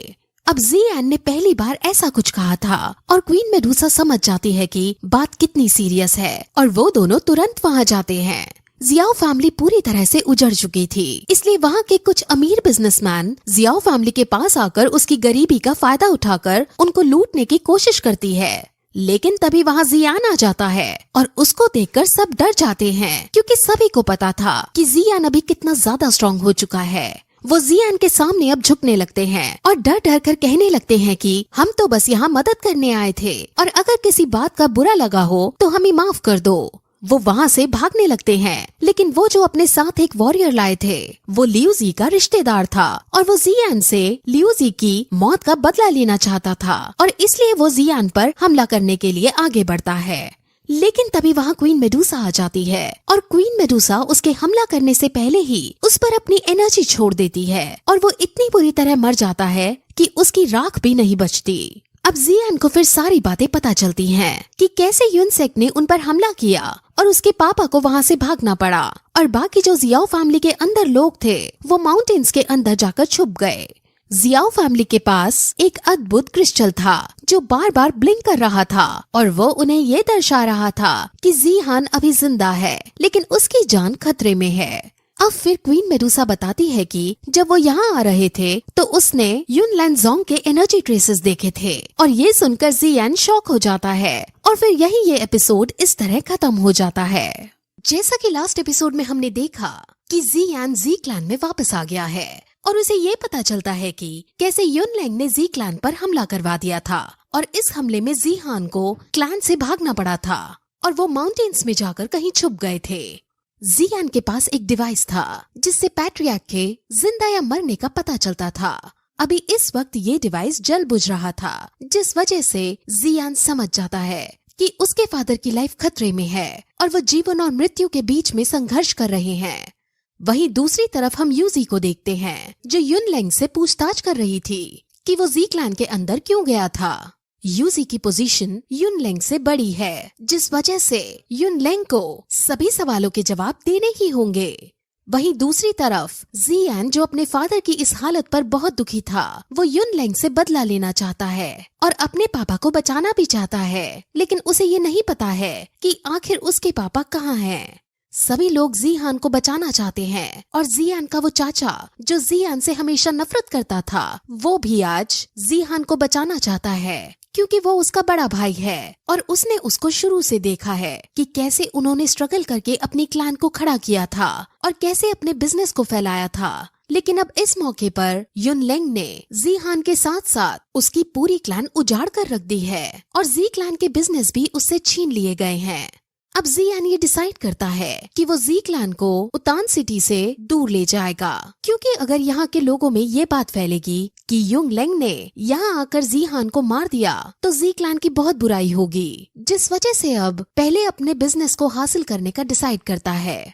उसे युनलेंग से भी बदला लेना था, इसलिए वो क्लैन के सभी डिसाइपल्स को तैयार रहने को कहता है। अब फिर जियान के कहने के मुताबिक सभी लोग वुतान सिटी को छोड़कर जाने लगते हैं। सबसे पहले वो लोग निकलते हैं जिनको लड़ना नहीं आता और जिनको लड़ना आता है वो जियान के साथ ओबामा मार्केट में जाते हैं। असल में ये मार्केट जी क्लैन की थी, लेकिन ओबामा क्लैन ने इन पर अपना कब्जा जमा लिया था, जिस वजह से अब जियान डिसाइपल्स के साथ ओबामा मार्केट पर हमला बोल देता है और उनमें फाइट होने लगती है। जियान अपने क्लैन को तगीर डेजर्ट में स्थित अपने भाई की स्टील मशीनरीज क्लैन में भेज देता है, क्योंकि उस जगह युनसेक की पावर कम है और वहाँ उसके दोनों भाइयों के अंडर में उसकी क्लैन सही से रह सकती है। जियान और बाकी सब ओबामा मार्केट के बाद और भी मार्केट्स पर हमला करते हैं और जो मार्केट उनसे छीन ली गई थी उन सभी को वापस हासिल कर लेते हैं। अब हर मार्केट पर जियान का झंडा लहरा जाता है और वो मार्केट्स जो जियान की साथी थी वो जियान से हाथ मिला लेती हैं। अब जी क्लैन के सभी लोग उसके भाई के पास पहुंच चुके थे और जियान और उसके कुछ डिसाइपल्स वुतान सिटी के अंदर ही थे और अब जियान के साथ वो मीटिंग रखते हैं जिसमें वो ये बातें करते हैं कि उन्होंने अपनी सभी मार्केट्स पर अपना हक हासिल कर लिया है और अब बाकी बचे हुए डिसाइपल्स भी जियान के भाइयों के पास जाने को कहते हैं। जियान भी उन सबको वहाँ जाने का ऑर्डर देता है और कहता है कि तुम सब वहाँ जी क्लैन की एक नई शुरुआत करना। अब जियान से ऐसा सब सुनकर एल्डर्स पूछते हैं कि क्या आप हमारे साथ नहीं चल रहे हो। इस पर जियान कहता है कि वो युनलेंग से बदला लेकर और अपने फादर को बचाकर ही वापस आएगा। अब फिर सब एल्डर्स चले जाते हैं और जियान क्वीन मेडुसा के साथ युनसेक की तरफ जाने लगता है। रास्ते में क्वीन मेडुसा जियान की जान बचाने का उसे प्रॉमिस करती है और वो उड़कर वहाँ जा रहे होते हैं, इसलिए आसमान में सभी उन्हें देख लेते हैं कि वो युनसेक की तरफ जा रहे हैं। आइस एम्परर समझ जाते हैं कि जियान के ऊपर खतरा आने वाला है, इसलिए वो जियान को बचाने के लिए उसके पीछे पीछे आने लगते हैं। वहीं दूसरी तरफ हम युनसेक के अंदर देखते हैं जहां यूजी बैठी होती है और वो सभी से उत्तर मांग रही होती है कि आखिर उन्होंने जी क्लैन पर हमला क्यों किया था। युनलेंग खड़ा होकर अपनी घिसी पिटी सी एक्सप्लेनेशन देना शुरू करता है कि जियान ने मो चेंग को मारा था, जिस वजह से मैं उसके घर पर मो चेंग का बदला लेने गया था। यूजी समझ जाती है कि युनलेंग झूठ बोल रहा है, क्योंकि युनलेंग को मो चेंग से बिल्कुल प्यार नहीं था। वो तो इसलिए जियान को तबाह करना चाहता है क्योंकि वो 3 ईयर एग्रीमेंट जीत गया था और उसे जियान से इस बात की चिढ़ थी और वो इसलिए जियान को मारना चाहता है। अब युनलेंग गिल्टी साबित हो रहा था, लेकिन तभी युनलेंग के समर्थन में एक आदमी खड़ा होता है और कहता है कि उन्होंने जी क्लैन को ज्यादा नुकसान नहीं पहुंचाया है, उन्होंने बस थोड़े घर और थोड़ी बिल्डिंग तोड़ी है। जियान को ये पता चल ही नहीं पाएगा कि ये तबाही आखिर मचाई किसने है। इस पर यूजी गुस्से में कहती है कि तुम जियान को इतना मूर्ख मत समझो, वो पता लगा ही लेगा कि ये युनसेक का काम है। अब वो सब बातें कर ही रहे होते हैं कि तभी वहाँ उन्हें एक आवाज सुनाई देती है और वो सब बाहर जाकर देखते हैं तो उन्हें जियान खड़ा मिलता है।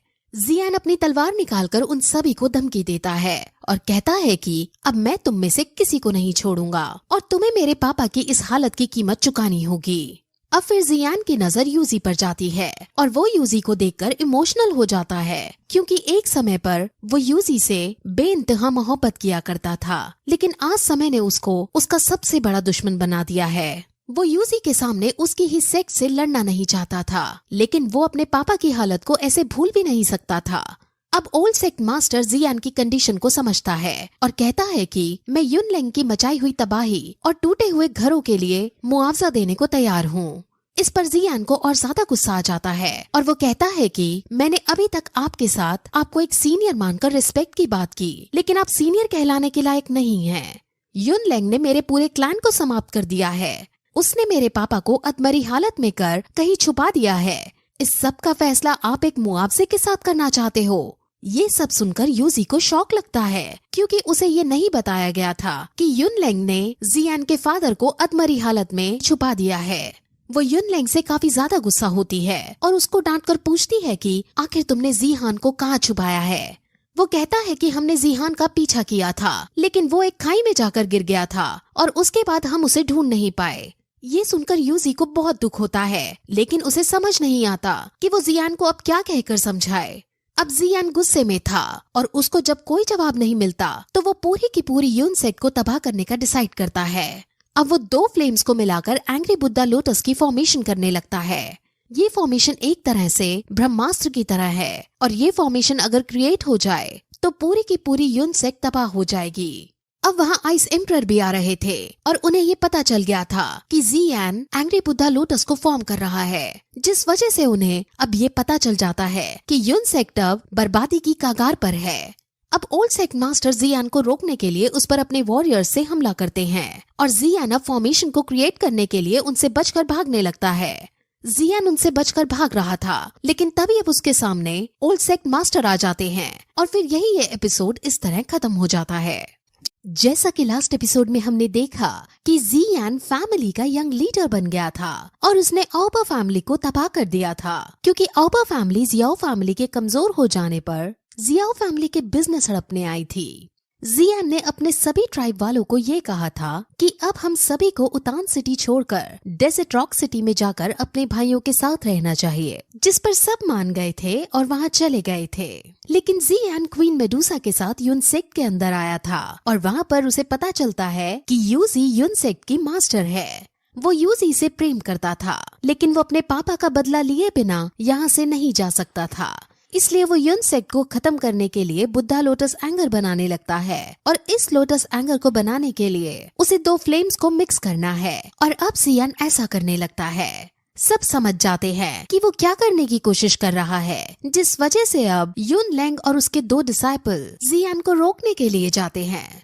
ओल्ड सेक्ट मास्टर भी जियान को रोकने जाते हैं, लेकिन क्वीन मेडुसा उनके सामने आ जाती है और उन्हें रुकने के लिए कहती है। ओल्ड मास्टर उसे पीछे हटने को कहता है और कहता है कि मैं अभी तुमसे लड़ना नहीं चाहता, लेकिन क्वीन मेडुसा उसे पलटकर कहती है कि जब से मैंने ये बॉडी प्राप्त की है तब से मैंने अपनी रियल स्ट्रेंथ किसी को नहीं दिखाई। शायद अब समय आ गया है कि लोग मेरी ताकत के बारे में जाने। इससे ओल्ड सेक्ट मास्टर को गुस्सा आ जाता है और वो कहता है कि अगर तुमने मुझे रोक भी लिया तो युनलेंग और उसके डिसाइपल जियान को फिर भी फ्लेम्स को मिक्स करने से रोक देंगे, जिस पर क्वीन मेडुसा काउंटर रिप्लाई देते हुए कहती है कि वो जियान की हेडेक है। अभी मेरा काम सिर्फ तुम्हें रोकना है और मैं तुम्हें रोक कर रहूंगी। अब ओल्ड सेक्ट मास्टर को समझ आ जाता है कि उसे क्वीन मेडुसा से फाइट करनी ही होगी, जिस वजह से वो यूजी को आदेश देता है और कहता है कि तुम यूनसेक्ट मास्टर हो और तुम्हारा ये कर्तव्य है कि तुम सेक्ट पर आई हुई विपत्ति का निवारण करो। इसलिए अब तुम जाओ और जियान को फ्लेम्स मिक्स करने से रोको। अब यूजी के पास और कोई चारा नहीं था, जिस वजह से ना चाहते हुए भी वो वहाँ जाती है और उसे रोकने की कोशिश करती है। वो उड़ते उड़ते कहती है कि हम दोनों बैठकर शांत होकर बात करते हैं, लेकिन जियान के ऊपर गुस्सा सवार था, क्योंकि अभी सबके सामने युनलेंग ने अपना गुनाह कबूल किया है, लेकिन अब भी यूनसेक्ट उसे सजा नहीं दे रहा है। यूजी इमोशनल होते हुए उसे यूनसेक्ट के डिसाइपल्स के बारे में सोचने को कहती है और कहती है कि यहाँ पढ़ने वाले डिसाइपल्स की कोई गलती नहीं है, सारी गलती युनलेंग की है और अगर तुम युनलेंग की वजह से बुद्धा लोटस एंगर को यूज करोगे तो पूरे सेक्ट को इसका परिणाम सहना पड़ेगा। ये सब सुनकर भी जियान नहीं रुकता, क्योंकि युनलैंग ने जब उसकी फैमिली पर हमला किया था तब उसने जियाओ फैमिली के कई सारे डिसाइपल्स को बेरहमी से मौत के घाट उतार दिया था।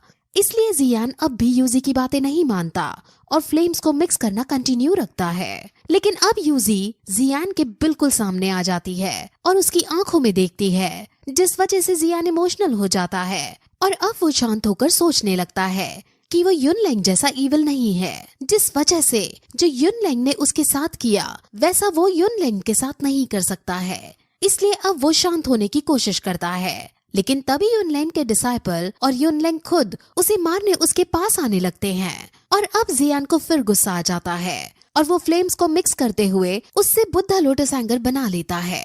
युनलैंग अपनी एनर्जी से जियान को मारने की कोशिश करता है, लेकिन अब जियान का बुद्धा लोटस एंगर तैयार हो गया था, जिस वजह से वो अब जब उस फॉर्मेशन को युनलैंग के ऊपर छोड़ता है तो युनलैंग की एनर्जी खत्म हो जाती है और वो इस फॉर्मेशन से मरने लगता है। वो अपनी हेल्प के लिए ओल्ड सेक्ट मास्टर को बुलाता है और ओल्ड सेक्ट मास्टर तुरंत उसके पास आकर उसे संभालता है और फॉर्मेशन को सेक्ट से टकराने से रोकता है।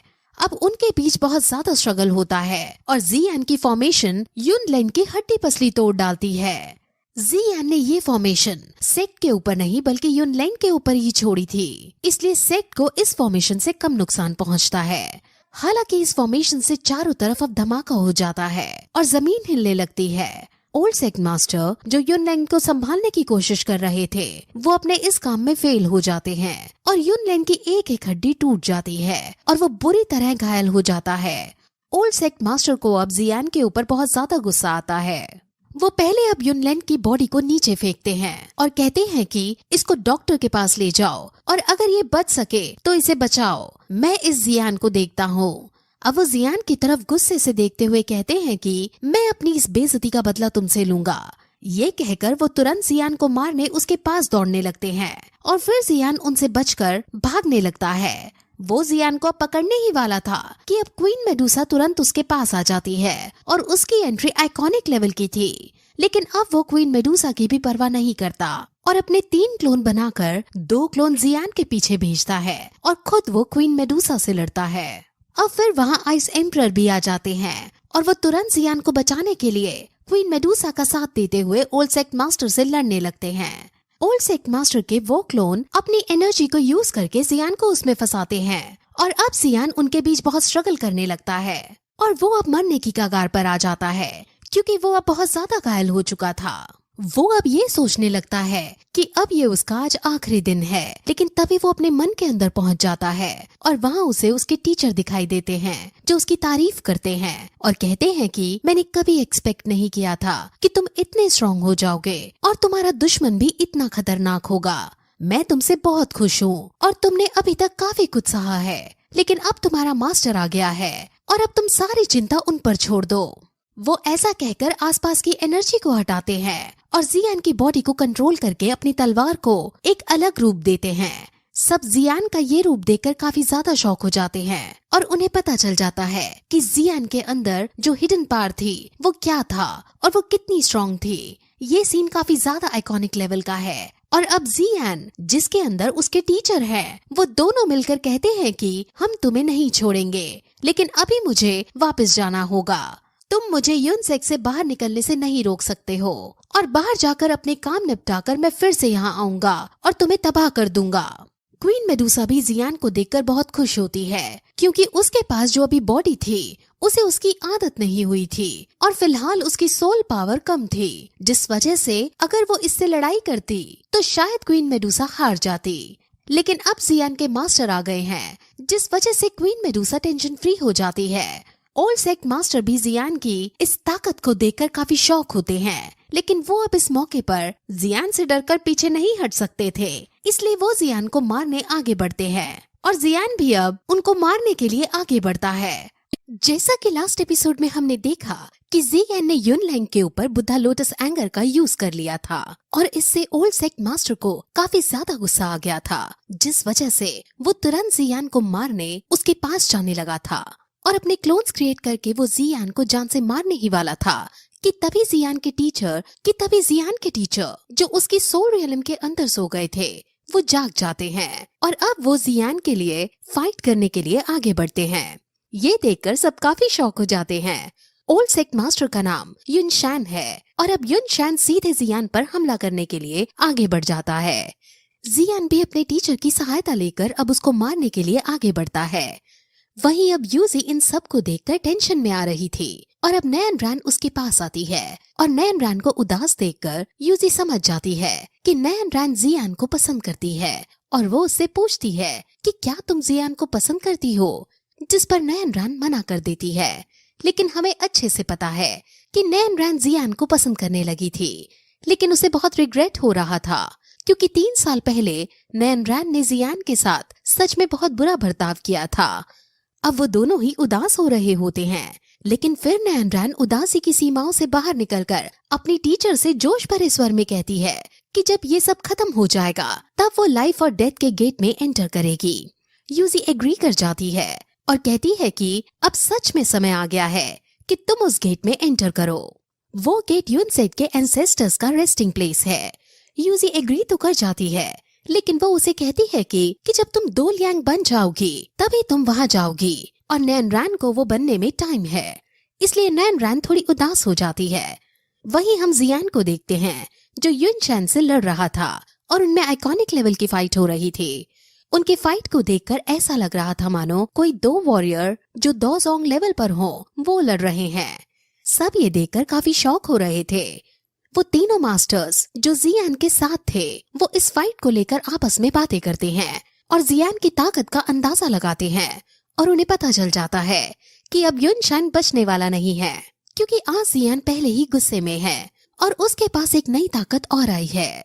और अगर फिर भी उसे कोई दिक्कत हुई तो यहाँ क्वीन मेडुसा तो है ही, जो चाहे एक ही बार में युन शैन को जान से खत्म कर देगी, क्योंकि युन शैन जियान की वजह से पहले ही बहुत घायल हो गया है। उनके बीच बहुत आइकॉनिक लेवल की बैटल चल रही थी, क्योंकि जियान हैंड टू हैंड बैटल के साथ साथ डॉग की बैटल में भी बहुत अच्छा प्रदर्शन दे रहा था। अब उन दोनों के बीच काफी स्ट्रगल होता है और फाइनली जियान युन शैन के मुंह से खून निकालने में कामयाब हो जाता है, जिस वजह से अब युन शैन अपने डिसाइपल्स को अपना साथ देने के लिए बुलाता है और अब युन सेक्ट के सभी डिसाइपल्स एक बहुत पावरफुल फॉर्मेशन क्रिएट करते हैं। अब जियान समझ जाता है कि वो इस फॉर्मेशन से नहीं बच सकता है और वो अपने टीचर को भी ये बात समझाता है। वो दोनों डिस्कस करते हैं और डिस्कशन में एंड में यही एक तरीका बचता है कि जियान को यहाँ से निकल जाना चाहिए, क्योंकि अब जियान के रिश्ते क्वीन मेडुसा के साथ भी अच्छे नहीं हैं और क्वीन मेडुसा भी शायद उसकी मदद करने से मना कर सकती है। टीचर इस मौके पर कोई भी रिस्क लेने से मना कर देते हैं और जियान को यहाँ से पीछे हटने को कहते हैं। और अब जियान उनकी बात को मानते हुए अपनी तलवार को अंदर रखता है और वहाँ से जाने लगता है, लेकिन युन शैन उसको इतनी आसानी से जाने नहीं दे सकता था, इसलिए वो पीछे से उस पर अपनी एनर्जी छोड़ता है और अब जियान अपने टीचर्स की पावर का यूज करते हुए वहाँ से भागता है। वो अपने टीचर्स की अलग अलग शक्तियों का यूज कर रहा था, इसलिए वो छोड़ी गई एनर्जी से बच जाता है। युन शैन ये देखकर शॉक हो जाता है और वो अब अपने डिसाइपल्स को साथ लेकर उन सभी की एनर्जी को एक्यूमुलेट करता है और फिर जियान पर छोड़ता है। लेकिन तभी हम देखते हैं कि जियान ने अपने टीचर की मदद से फिर से एक बुद्धा लोटस एंगर क्रिएट कर लिया है और वो उसको सीधे युन शैन पर छोड़ देता है और बुद्धा लोटस एंगर उसकी एनर्जी को नलिफाई करते हुए सीधे युन शैन पर जा लगता है और फिर यही एपिसोड इस तरह खत्म हो जाता है। जैसे कि लास्ट एपिसोड में हमने देखा था कि जियान युन सेक्ट में आया था और वहाँ युन लेंग जियान को अब बाहर जाने नहीं दे रहा था, जिस वजह से जियान युन लेंग को अपने बुद्धा लोटस एंगर से घायल कर देता है। जिसके बाद युन शैन अब आगे बढ़ता है और जियान को मारने की कोशिश करता है, लेकिन जियान के मास्टर अब जाग चुके थे, जिस वजह से जियान अपने मास्टर की पावर का यूज करते हुए युन शैन से फाइट करता है। और पिछले एपिसोड में जियान ने युन शैन के ऊपर भी बुद्धा लोटस एंगर छोड़ दिया था। अभी जियान की सोल पावर पूरी तरह से रिकवर नहीं होती है, जिस वजह से ये बुद्धा लोटस एंगर पूरी तरह से चार्ज नहीं हो पाता, लेकिन फिर भी बुद्धा लोटस एंगर सीधा जाकर युन शैन को लग जाता है और वो नीचे गिरने लगता है और युन शैन अब इतना घायल हो गया था कि वो अपने आप को संभाल नहीं पाता और वो नीचे की तरफ गिरने लगता है। अब जियान उसके पास जाने लगता है क्योंकि वो आज युन शैन को जान से खत्म कर देने वाला था और अब जियान उसको मार ही देने वाला होता है कि तभी वहाँ यूजी आ जाती है और वो जियान को ऐसा करने से रोक देती है और कहती है कि भले ही हम दोनों एक दूसरे से बेहद प्यार करते हो, लेकिन मैं अपने सेक की इज्जत दांव पर नहीं लगा सकती हूँ। युनशन मेरे मास्टर हैं और मैं उनको इस तरह मरने नहीं दूंगी। यूजी को खुद ऐसा कहते हुए अच्छा नहीं लग रहा था, लेकिन वो अपनी ड्यूटी से मुंह नहीं मोड़ सकती थी। लेकिन जियान उससे पूछता है कि अगर युनशन की जगह मैं कमजोर पड़ रहा होता तो क्या तब भी तुम मेरी जान बचाने मेरे पास आती और युनशन को रोकती। ये सुनकर यूजी चुपचाप खड़ी हो जाती है, क्योंकि उसे जियान का क्वेश्चन लॉजिकल लगता है और उसके पास इसका कोई जवाब नहीं होता। जियान अब फिर से आगे बढ़ता है और वो युनशन को मारने के लिए जाने लगता है, और इस बार भी जब वो युनशन को मारने वाला होता है तो यूजी फिर से उसे रोक लेती है और उससे बात करने की कोशिश करती है। लेकिन तभी पीछे से युनशन एकदम जियान के पीछे आकर खड़ा हो जाता है और वो सीधे जियान पर अपना पाम अटैक कर देता है और उसके अटैक से जियान काफी दूर जाकर गिरने लगता है। अब युनशन यूजी को जियान को जान से खत्म करने का ऑर्डर देता है और कहता है कि अगर हमने जियान को जिंदा छोड़ दिया तो जियान फ्यूचर में हमसे बदला लेने जरूर आएगा, और इसकी पावर देखकर हमें लग रहा है कि ये फ्यूचर में युनसेक को खत्म करके रख देगा। जियान जो उस अटैक की वजह से दूर जा रहा था वो अब अपने आप को संभालता है, लेकिन इस अटैक से वो काफी ज्यादा घायल हो गया था। जियान को अब यूजी के ऊपर भी गुस्सा आने लगता है और वो अब यूजी से गुस्से में कहता है कि अब तुम्हारे और मेरे बीच में कोई संबंध नहीं रहा है, अब से तुम और मैं दुश्मन हैं। और फिर जियान उसको उसका बैग और उसका कपड़ा जो उसने गुफा में लिया था वो वापस लौटा देता है और फिर युनशन से कहता है कि मैं तुम्हारे इस पाम अटैक को याद रखूंगा और फ्यूचर में तुमको इससे 10 गुना ज्यादा दर्द दूंगा। वो ये कहकर वहां से जाने लगता है, क्योंकि अब जियान के पास इतनी पावर नहीं बची थी कि वो युनशन और यूजी दोनों से लड़ाई कर सके। वो बहुत घायल भी हो चुका था और वो कभी भी बेहोश हो सकता था, इसलिए वो जल्दी से वहां से भागने लगता है। युनशन अपने सभी डिसाइपल से जियान को पकड़ने को कहता है और उसको जान से खत्म करने का ऑर्डर देता है, क्योंकि अब आज के दिन ही वो जियान की कहानी को खत्म कर देना चाहता है, क्योंकि उन्हें अब अच्छे से समझ आ चुका है कि अगर उन्होंने जियान जैसे दुश्मन को जिंदा छोड़ दिया तो ना सिर्फ युनसेक तबाह होगी बल्कि युनसेक के सभी एल्डर्स मारे जाएंगे। जियान वहां से भागने लगता है और फिर अपने टीचर्स को वो बताता है कि वो ये सब अपने डैड के लिए कर रहा था। वो और टीचर अब एक दूसरे से बातें करने लगते हैं और टीचर की बातों को सुनकर जियान को काफी अच्छा लगता है, क्योंकि अब उसके टीचर इतने समय बाद फाइनली जियान से बातें कर पा रहे थे।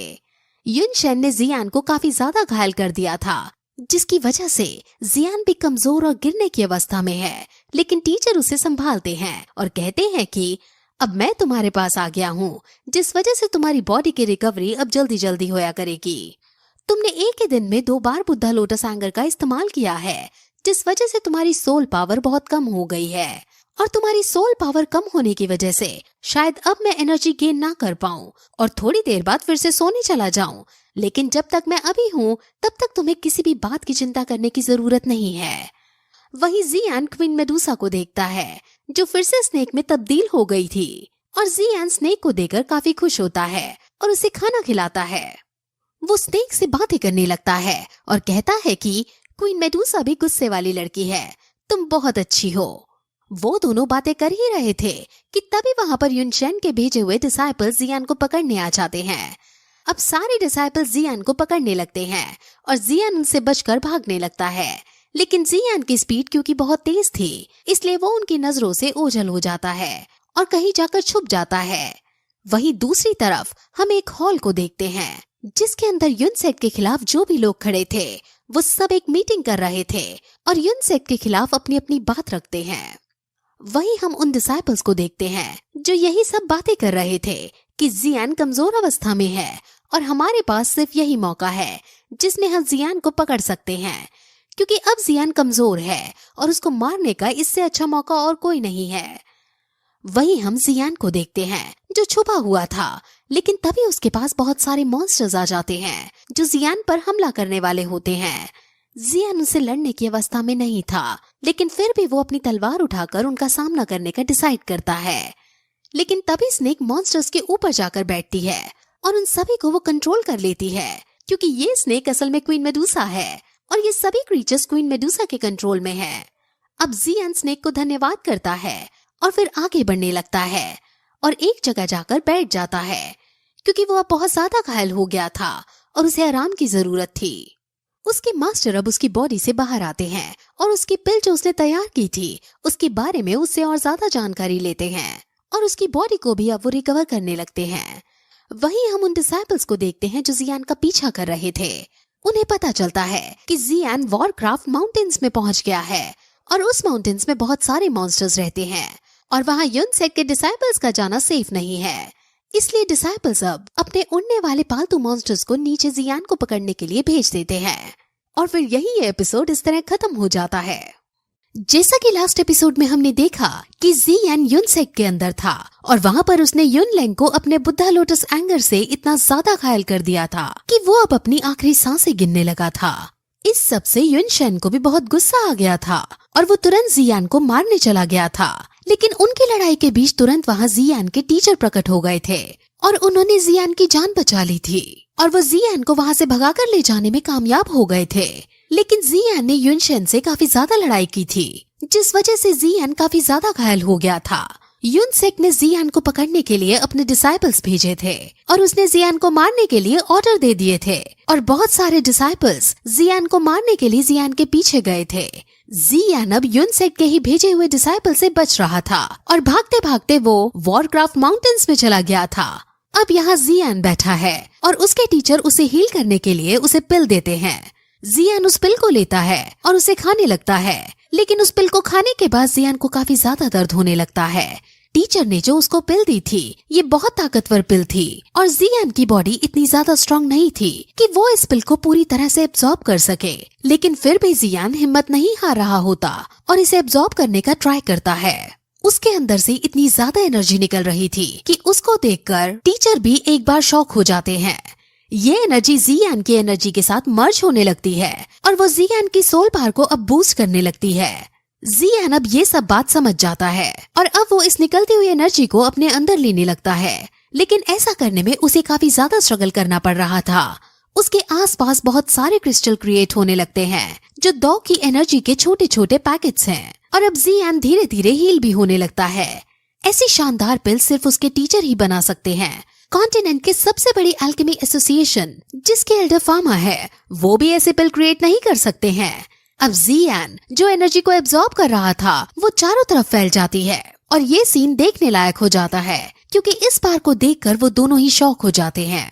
ये पावर बहुत ज्यादा अमेजिंग थी और जियान को अब और भी पावर मिलने लगती है, जिसके कुछ देर बाद वो नोटिस करता है कि अगर उसने एनर्जी को एब्जॉर्ब किया तो उसके साथ बुरा हो सकता है। इसलिए वो अब एब्जॉर्प्शन को रोक देता है और अब वो बची हुई एनर्जी को यूज करके अपनी स्टार्स बढ़ाने का डिसाइड करता है और तुरंत फिर कल्टीवेट करने बैठ जाता है और कुछ समय के स्ट्रगल के बाद जियान ठीक हो जाता है और अब उसकी सोल पावर 2 स्टार रैंक से इंक्रीज हो चुकी थी। ये देखकर वो दोनों ही काफी ज्यादा खुश होते हैं।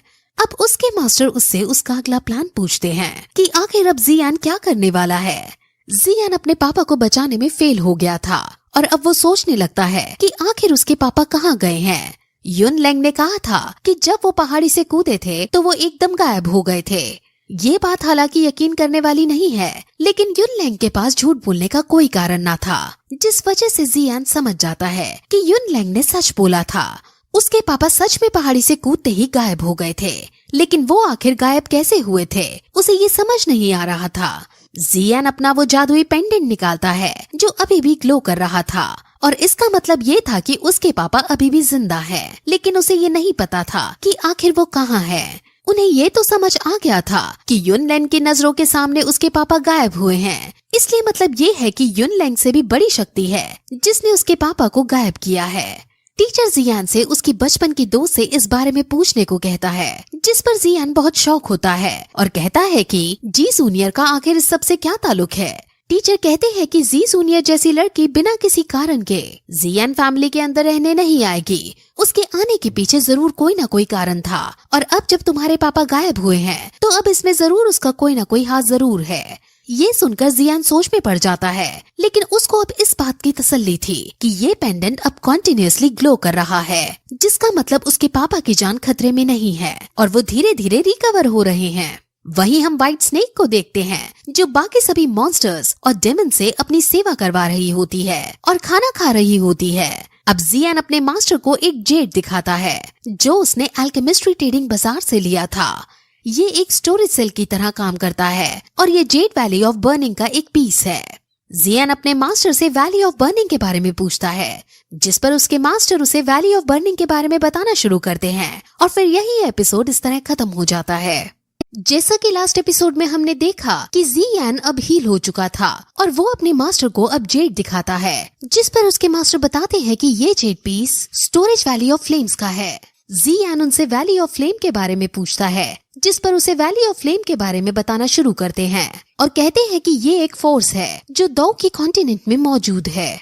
ये फोर्स यूनसेक से भी ज्यादा स्ट्रॉन्ग है और वहाँ के लोग फायर एट्रीब्यूट्स की टेक्निक को यूज करने में काफी ज्यादा अच्छे होते हैं।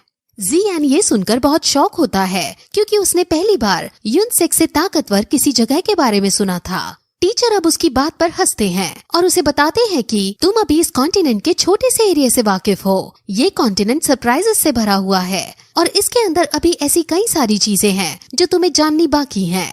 अब टीचर फिर उसे कहते हैं कि तुम जहाँ भी जाओगे तुम्हें वहाँ मुसीबतों का सामना करना पड़ेगा, लेकिन हर सिचुएशन में तुम्हें अपनी हिम्मत नहीं खोनी है। तुम्हें हमेशा साहस से काम लेना है और अपनी इनर स्ट्रेंथ को मजबूत करना है। अब जियान सोच में पड़ जाता है और कहने लगता है कि उसे एलियन फायर प्राप्त करनी होगी, क्योंकि फायर को प्राप्त करने के बाद उसकी सोल पावर इतनी स्ट्रांग हो पाएगी कि वो अपने टीचर को अपने साथ रख सके। उसके बाद ही जियान टीचर की सोल को अपने अंदर रखने में सक्षम हो पाएगा। जियान बहुत उदास होने लगता है क्योंकि उसकी वजह से उसने एक बार अपने टीचर को सोने पर मजबूर कर दिया था। उसके टीचर उसे बहुत प्यार और बहुत केयर करते हैं, लेकिन जियान अपने 3 ईयर एग्रीमेंट के चक्कर में अपने टीचर की परवाह करना भूल गया था और उसने मो चैंग के लिए अपनी एक्सेसिव एनर्जी का यूज करके अपने टीचर को सुला दिया था।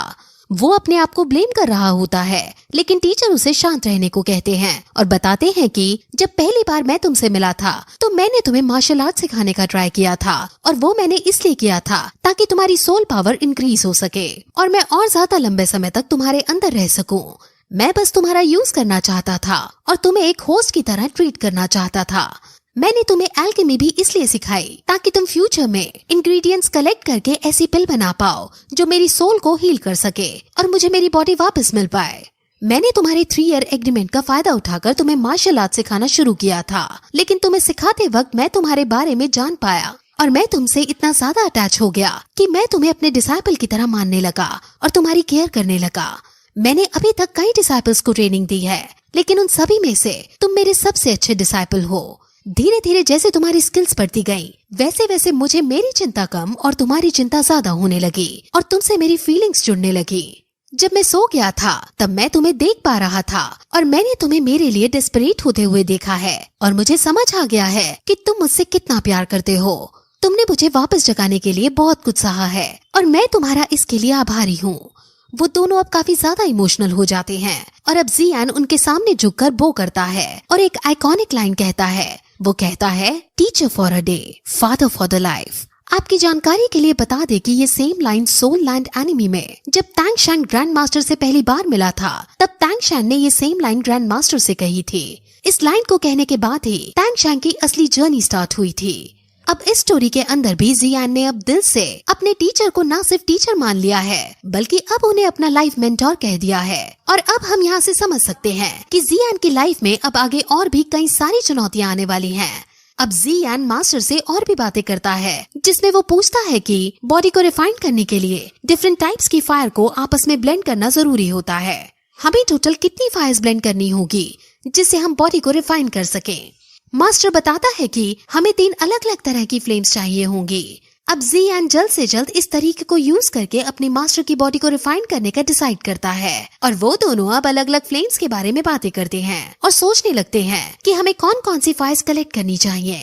वहीं यूनसेक के अंदर हम यूनशैंग को देखते हैं और वहाँ उसे मिलने यूजी आई होती है। यूजी यूनशैन से उसकी इंजरी के बारे में पूछती है, जिस पर यूनशैन उसे कहता है कि तुम यूनसेक की मास्टर हो, लेकिन तुमने जियान के प्रति कल हमदर्दी दिखाई थी। मुझे पता चल गया है कि तुम्हारा और जियान के बीच में क्या संबंध है, लेकिन तुम्हें यूनसेक के रूल्स के बारे में पता होना चाहिए। यूजी नर्वस होते हुए उनसे कहती है कि ऐसा कुछ नहीं है। जियान ने उसकी एक बार जान बचाई थी, जिस वजह से कल वो जियान से लड़ नहीं पाई थी। ये सुनकर युनशन गुस्से में आ जाता है और वो चिल्लाते हुए कहता है कि तुम्हें ये बात नहीं भूलनी चाहिए कि जियान युनसेट का दोषी है और उसे जल्द से जल्द पकड़ना होगा। वो अब यूजी को आदेश देता है और कहता है कि तुम्हें जियान को पकड़ कर लाना होगा। यूजी इससे डर जाती है और कहती है कि जियामा एम्पायर जियान को सही मानता है और अगर अब हमने जियान के खिलाफ कुछ भी करने की कोशिश की तो जियामा एम्पायर युनसेट एम्पायर के खिलाफ युद्ध छेड़ सकता है। लेकिन इस सब तर्क का युनशन पर कोई असर नहीं होता और वो कहता है कि अब समय आ गया है कि युनसेट की ताकत पूरा एम्पायर जाने। अब जियामा एम्पायर को साफ करने का वक्त आ गया है और अब हमें शुरुआत करनी ही होगी। अब युनसेट जियामा एम्पायर में ऊंचाइयों तक पहुंचेगा और इस एम्पायर की पॉलिटिक्स को बदल कर रख देगा। वहीं दूसरी तरफ जियान अपने मास्टर के साथ था।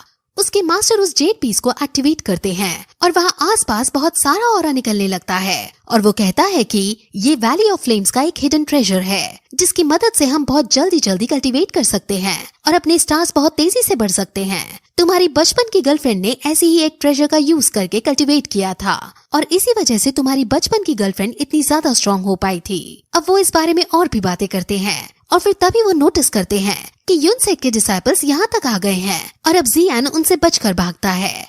जियान तेजी से आगे बढ़ता हुआ उनसे दूर जा रहा था, लेकिन जब एक डिसाइपल जियान को देख लेता है तो जियान तुरंत चुपके से उसके पास जाकर उसे बेहोश कर देता है। हालांकि मास्टर ने जियान के ऑरा को काफी ज्यादा हद तक छुपा दिया था, लेकिन फिर भी युनसेट के ताकतवर डिसाइपल्स उसका ऑरा महसूस कर पा रहे थे, जिस वजह से जियान को तुरंत ही यहाँ से दूर निकलना ही होगा। वो जियान पर अटैक भी करते हैं, लेकिन जियान एक एक करके उन्हें हराता हुआ अब आगे बढ़ने लगता है, क्योंकि अगर अब युनसेट के बड़े बड़े डिसाइपल्स एक साथ जियान को घेर लेंगे तो ये जियान के लिए बहुत बुरा होगा, क्योंकि अभी मास्टर की सोल रिकवर नहीं हुई है, जिस वजह से जियान को ये फाइट अकेली ही करनी होगी। उसके मास्टर नोटिस करते हैं कि युनसेट के डिसाइपल्स चारों तरफ से अब जियान की तरफ आ रहे हैं। हालांकि ये जगह बहुत खतरनाक है क्योंकि यहाँ बहुत खतरनाक बीस्ट रहते हैं, लेकिन युनसेट के डिसाइपल्स इतने ज्यादा बेरहम थे कि वो अपने सामने आने वाले बीस्ट को भी जान से मार रहे थे।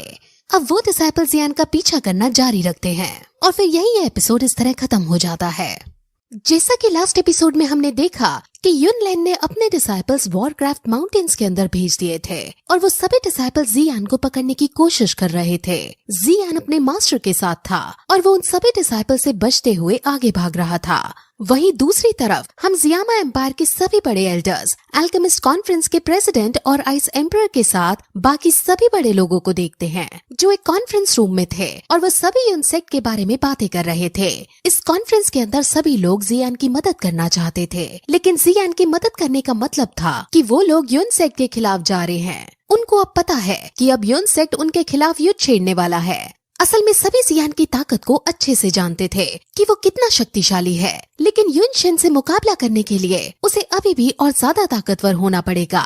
अब वो सभी युनशन के बारे में बातें करते हैं, जिसमें आइस एम्परर कहता है कि युनशन हमेशा से अपने नाम को और अपने सेक्ट के नाम को बचाने के लिए कुछ भी करता आया है। वो बहुत खतरनाक है और आगे चलकर भी वो कुछ न कुछ गलत काम जरूर करेगा। इसलिए अभी हमें सभी एम्पायर्स को एक करके युनसेट के खिलाफ आवाज उठानी ही होगी। लेकिन आइस एम्परर की इस बात से उसके सबसे जिगरी दोस्त को ये बात सही नहीं लगती और वो कहते हैं कि कुछ भी डिसीजन लेने से पहले हमें एम्परर के बाकी एल्डर्स की राय जाननी चाहिए, क्योंकि ऐसा हो सकता है कि वो सभी युनसेट से डरकर युनसेट के खिलाफ बगावत करने के लिए राजी ना हो। अब आइस एम्परर और उनके बीच बहस हो जाती है और आइस एम्परर कहता है कि अगर हमने अभी भी कुछ ना किया तो युनसेट इस एम्पायर को तबाह कर डालेगा। अब आइस एम्परर गुस्सा होकर वहाँ से सभी को छोड़कर चले जाते हैं और अब इस कॉन्फ्रेंस के अंदर भी दो पक्ष बन जाते हैं। कुछ लोग जियान की मदद करना चाहते थे और आइस एम्परर भी उनमें से एक थे, और कुछ लोग युनसेट के खिलाफ दुश्मनी मोल नहीं लेना चाहते थे, इसलिए वो इस बात का विरोध कर रहे थे। वहीं हम जियान को देखते हैं जो आगे की तरफ भाग रहा था, क्योंकि उसके पीछे युनसेट के डिसाइपल्स के साथ युनशन के सबसे बड़े 3 एल्डर्स पड़े हुए थे। वो तीनों एल्डर्स बहुत शक्तिशाली थे, जिस वजह से वो जियान के ऑरा को महसूस कर पा रहे थे और वो जियान की लोकेशन का पता लगा पा रहे थे। अब जियान को कुछ न कुछ जल्दी से सोचना ही पड़ेगा, क्योंकि अगर वो सिर्फ ऐसे ही भागता रहा तो वो तीनों एल्डर्स जियान को पकड़ लेंगे। जियान अभी इस वक्त गामा एम्पायर में था और वो जल्द से जल्द यहाँ से बाहर निकलने लगता है। उसे अभी के लिए सिर्फ उन तीनों एल्डर्स से बचना था, क्योंकि वो 3 एल्डर्स ही जियान का ऑरा महसूस कर पा रहे थे। वो भाग ही रहा होता है कि तभी वो 3 एल्डर्स जियान के पास पहुंच जाते हैं और उनके पीछे पीछे यूनसेक के और डिसाइपल्स आ जाते हैं। वो डिसाइपल जियान पर हमला कर देते हैं और जियान भी अब उन पर काउंटर अटैक करता है और उन सभी को हरा देता है। इस फाइट में एक डिसाइपल मारा जाने वाला था, लेकिन एंड मौके पर खुद ही जियान उस डिसाइपल को बचा लेता है और उसे जीवन दान देकर आगे बढ़ने लगता है। लेकिन तभी वो डिसाइपल वहाँ अपने सभी साथियों को एक सिग्नल दे देता है, जिससे बाकी सभी साथी को ये पता चल जाता है कि जियान इस लोकेशन पर है। जियान को ये देखकर बहुत ज्यादा गुस्सा आता है, लेकिन अभी उसके पास गुस्सा करने का वक्त नहीं था, इसलिए वो वहाँ से जाने लगता है। अब यूनसेक के काफी सारे डिसाइपल्स और वो 3 एल्डर्स जियान के पीछे पड़ गए थे और अब जियान सिर्फ उनसे बचकर भाग रहा था। अब जियान भाग ही रहा था कि तभी वो नोटिस करता है कि उसके आसपास भाग रहे डिसाइपल्स रुक जाते हैं। जियान को कुछ समझ नहीं आता कि आखिर ये रुक क्यों गए हैं, लेकिन तभी फिर हम उन 3 एल्डर्स को देखते हैं जो जियान से आगे निकलकर उसका रास्ता रोक रहे थे। अब वो चारों तरफ से जियान को घेर लेते हैं, लेकिन अब भी वो जियान पर अटैक नहीं करते। जियान भी आगे नहीं बढ़ पा रहा होता और वो वहीं रुक जाता है। अब वहाँ रुकते हुए उसे रात हो जाती है, लेकिन तभी वो नोटिस करता है कि वहाँ यूनसेक के और भी ताकतवर वाले डिसाइपल्स आ गए हैं और उनको लीड करती हुई यूजी भी वहाँ आई है। जियान समझ जाता है कि ये सभी लोग इनके आने का वेट कर रहे थे। वो एल्डर्स यूजी से कहते हैं कि जियान ने हमारे सेक्ट मास्टर को जान से मार डाला है, हमें जियान को मारकर अपने सेक्ट का बदला लेना ही होगा। यूजी ऐसा नहीं करना चाहती थी क्योंकि वो जियान से काफी ज्यादा प्यार करती थी, इसलिए वो जियान को प्यार की नजरों से भी देखती है, लेकिन वो अपने सेक्स से विरोध नहीं कर सकती थी, इसलिए वो जियान के ऑरा को लोकेट करती है और फिर सभी डिसाइपल्स को जो उड़ने वाले मॉन्स्टर पर विराजमान थे उनको जियान को मारने का ऑर्डर दे देती है। अब सभी डिसाइपल्स जियान की तरफ भागने लगते हैं और अब जियान भी उनसे दूर भागने लगता है। जियान भी तेजी से आगे बढ़ रहा था और वो डिसाइपल्स को भी मारता हुआ जा रहा था।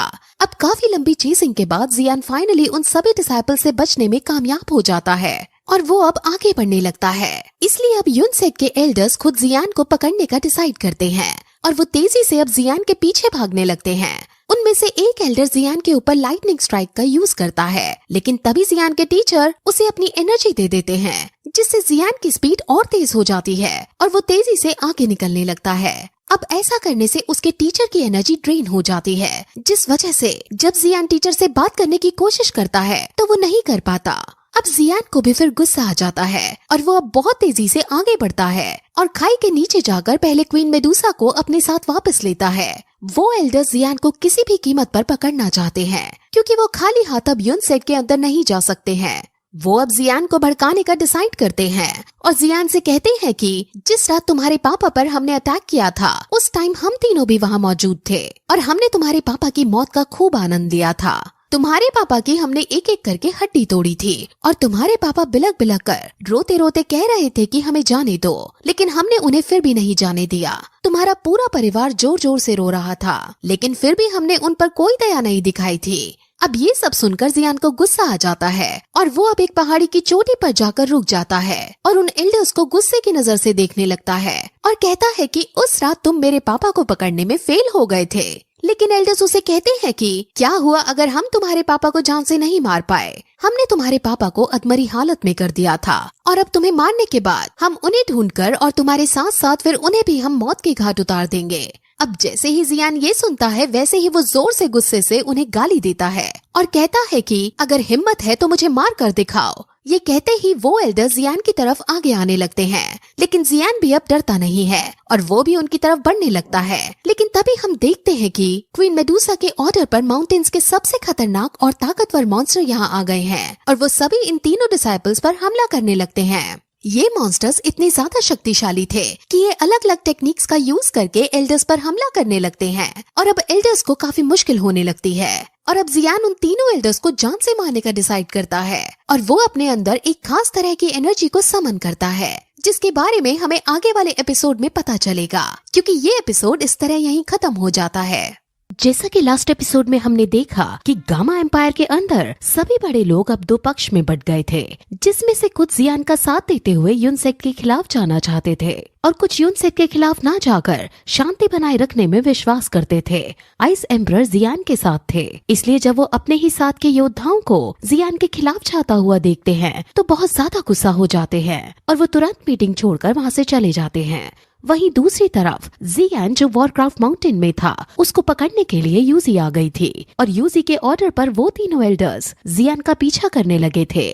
जियान के पीछे उड़ने वाले मॉन्स्टर्स पड़ गए थे और जियान उनसे भागने लगा था। लेकिन बहुत भागने के बाद जब उन्होंने जियान को भड़काया और कहा कि तुम्हारे पापा को हमने बुरी तरह से मारा है, तो इस सबसे जियान को बहुत गुस्सा आ जाता है और वो और ज्यादा ना भागकर उनसे लड़ने का डिसाइड करता है, जिसके बाद उनमें लड़ाई होने ही वाली होती है। और वो एल्डर्स जब जियान पर हमला करने वाले होते हैं तब वहाँ क्वीन मेडुसा की वजह से बहुत सारे बीस्ट आ जाते हैं और वो सभी क्वीन मेडुसा के ऑर्डर पर इन तीनों एल्डर्स पर हमला कर देते हैं। और फिर जियान भी एक फॉर्मेशन को क्रिएट करने लग गया था और वो अपनी हेवनली फायर की तीनों मिस्ट्रीज को एक एक करके खोलने लगा था। वो बीस एल्डर्स को मार रहे थे और उन बीस के पास अलग अलग शक्तियां थी और एल्डर्स उनकी शक्तियों के आगे नहीं टिक पा रहे थे, जिस वजह से वो वहाँ से भागने लगते हैं। लेकिन अब जियान आगे आता है और वो अपनी एनर्जी से एक एल्डर को बहुत तेज मुक्का मारता है। हालांकि एल्डर अपनी शील्ड से उसे रोकने की कोशिश करता है, लेकिन जियान उसकी हर एक डिफेंस को तोड़ता हुआ उस तक पहुंच जाता है और इससे वो एल्डर अब काफी ज्यादा घायल हो जाता है। उस एल्डर को अब बहुत ज्यादा गुस्सा आ जाता है, लेकिन वो अब भी जियान से कहता है कि शायद तुम भूल गए हो कि मैं भी एक फाइटर हूँ। ऐसा कहकर वो जियान पर काउंटर अटैक कर देता है, लेकिन तभी वहाँ क्वीन मेडुसा आ जाती है और वो तुरंत उस एल्डर पर हमला करके जियान को बचा लेती है। क्वीन मेडुसा अब जियान के आसपास आ जाती है और वो जियान की सेफ्टी के लिए सभी एल्डर्स पर हमला कर देती है। वो एल्डर्स भी अब अपने पंख निकालकर जियान की तरफ बढ़ते हैं, लेकिन जियान तक पहुंचने के लिए उन्हें पहले क्वीन मेडुसा से लड़ना था, इसलिए जियान को वहां से भागने का मौका मिल जाता है। क्वीन मेडुसा उन तीनों एल्डर्स से अकेले ही लड़ रही होती है और जियान वहां से भाग रहा होता है, लेकिन तभी एल्डर्स के सभी डिसाइपल्स जियान के पीछे पड़ जाते हैं और वो उड़ने वाले मॉन्स्टर्स पर बैठकर जियान का पीछा करने लगते हैं। जियान काफी ज्यादा घायल हो गया था, जिस वजह से उसकी उड़ने की स्पीड कम हो रही थी और वो एल्डर्स भी अब क्वीन मेडुसा को चकमा देते हुए कैसे न कैसे करके जियान के पास पहुंचने लगे थे और एक एल्डर जियान को मारने ही वाला था, लेकिन तभी वहाँ बहुत सारे आइस मॉन्स्टर्स आ जाते हैं और वो एल्डर्स पर हमला कर देते हैं। वो आइस मॉन्स्टर्स बहुत ज्यादा ताकतवर थे और जियान समझ जाता है कि उसकी मदद करने के लिए आइस एम्परर आ गए हैं। आइस एम्परर अकेले उन सबके सामने सबसे ज्यादा ताकतवर लग रहे थे और वो सभी को वहीं रुक जाने को कहते हैं। वो एल्डर्स आइस एम्परर को साइड हटने को कहते हैं, लेकिन जब आइस एम्परर नहीं हटता तो वो आइस एम्परर को ट्रेटर घोषित करके उससे कहते हैं कि अब से तुम और तुम्हारी फैमिली यूनसेक की दुश्मन होगी। आइस एम्परर ये सब सहने को तैयार थे क्योंकि वो जियान की रक्षा करना चाहते हैं और उन्हें पता है कि जियान ही आगे आने वाला फ्यूचर है और जियान ही इतना टैलेंटेड है इस कॉन्टिनेंट में जो यूनसेक को मात दे पाएगा। इसलिए वो खुद दुश्मनी मोल लेकर जियान की जान बचाना चाहते हैं। वो जियान की नई लाइफ के लिए उसकी हेल्प करते हैं और फिर एल्डर्स से लड़ने के लिए आगे बढ़ जाते हैं। वो अकेले उन एल्डर्स और उन सभी डिसाइपल से लड़ते हैं और वो अकेले ही उन सभी पर भारी पड़ते हैं और यहाँ से हम आइस एम्परर की ताकत के बारे में अच्छे से जान सकते हैं कि वो असल में कितने ज्यादा ताकतवर हैं। वही जियान जो भाग रहा था उसके पीछे बाकी के डिसाइपल्स पड़ जाते हैं और वो भागते भागते जियान को पकड़ने ही वाले होते हैं। अब जब जियान को भी लगता है कि ये मुझे पकड़ लेंगे तो जियान अब उनसे खुद लड़ने के लिए आगे बढ़ने लगता है, लेकिन तभी वहाँ याफी आ जाती है जो अपने साथ हाई लाओ के आदमी लाई थी और हाई लाओ के ये आदमी युद्ध कौशल में इतने ज्यादा पारंगत थे कि वो आते ही उन सभी डिसाइपल्स को एक ही झटके में मार डालते हैं और जियान को बचा लेते हैं। वो फिर जियान को हाइलाओ के बारे में थोड़ा बताती है कि वो बुढ़ा आदमी अपनी जवानी में बहुत ज्यादा ताकतवर योद्धा था और फिर वो उसे एक रोल देती है जिसके अंदर इस जगह का मैप है और वो उसे जल्द से जल्द इस जगह से बाहर निकल जाने को कहती है। वो उसे बताती है कि तुम यहाँ से साउथ अफ्रीका की तरफ जाओ और वहाँ जाने पर तुम्हें एक जंगल दिखाई देगा और वो जंगल ही गामा एम्पायर की आउटर बाउंड्री है। वहाँ से तुम गामा एम्पायर से बाहर निकल सकते हो। वो उसे तुरंत यहाँ से जाने को कहती है क्योंकि यूनसेक उसे पकड़ने के लिए कोई भी रास्ता अपना सकता है, इसलिए जियान को अब यहाँ से निकलने के लिए जल्दी करनी होगी। जियान को अब अपने ऊपर रिग्रेट होने लगता है कि उसने आइस एम्परर के साथ साथ अब याफी की फैमिली को भी मुसीबत में डाल दिया है। क्या मैं तुम सबका एहसान कभी चुका भी पाऊंगा? वो ये सब सोच रहा है, लेकिन याफी उसे चुप कराती है और कहती है कि तुम एक दिन जरूर वापस आओगे और तुम यूनसेक से इसका बदला जरूर लोगे। इन 3 सालों में तुमने बहुत कुछ सहा है और इन 3 सालों ने तुम्हें बिल्कुल बदल कर रख दिया है। अब तुम्हें बस और ज्यादा स्ट्रॉन्ग होने की जरूरत है और फिर एक दिन तुम यूनसेक को अपने कदमों में ला दोगे। अब जियान उसका धन्यवाद करता है और याफी उसको बहुत प्यार से देखने लगती है। अगर आपको पता ना हो तो मैं बता दूं कि याफी बचपन से ही जियान से प्यार करती थी, लेकिन उसने कभी उसे नहीं बताया था क्योंकि याफी एक अच्छी लड़की थी और वो जानती थी कि जी जूनियर जियान से शादी करना चाहती है और वो जी जूनियर और जियान के बीच नहीं आना चाहती थी। एक बार जब जी जूनियर ने याफी से पूछा था कि क्या तुम्हारे मन में जियान के लिए फीलिंग्स है, तो याफी ने नर्वस होते हुए हालांकि मना कर दिया था, लेकिन उसकी नर्वसनेस से ही हम समझ सकते हैं कि उसकी लाइफ में जियान के लिए क्या पोजीशन है।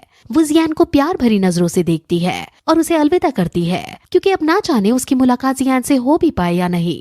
वो दोनों गले मिलते हैं और अब जियान वहाँ से चला जाता है। वो जियान को जाते हुए देख काफी उदास हो रही थी, लेकिन उसे पता है कि जियान जैसे टैलेंटेड वॉरियर को कोई कैद नहीं कर सकता है।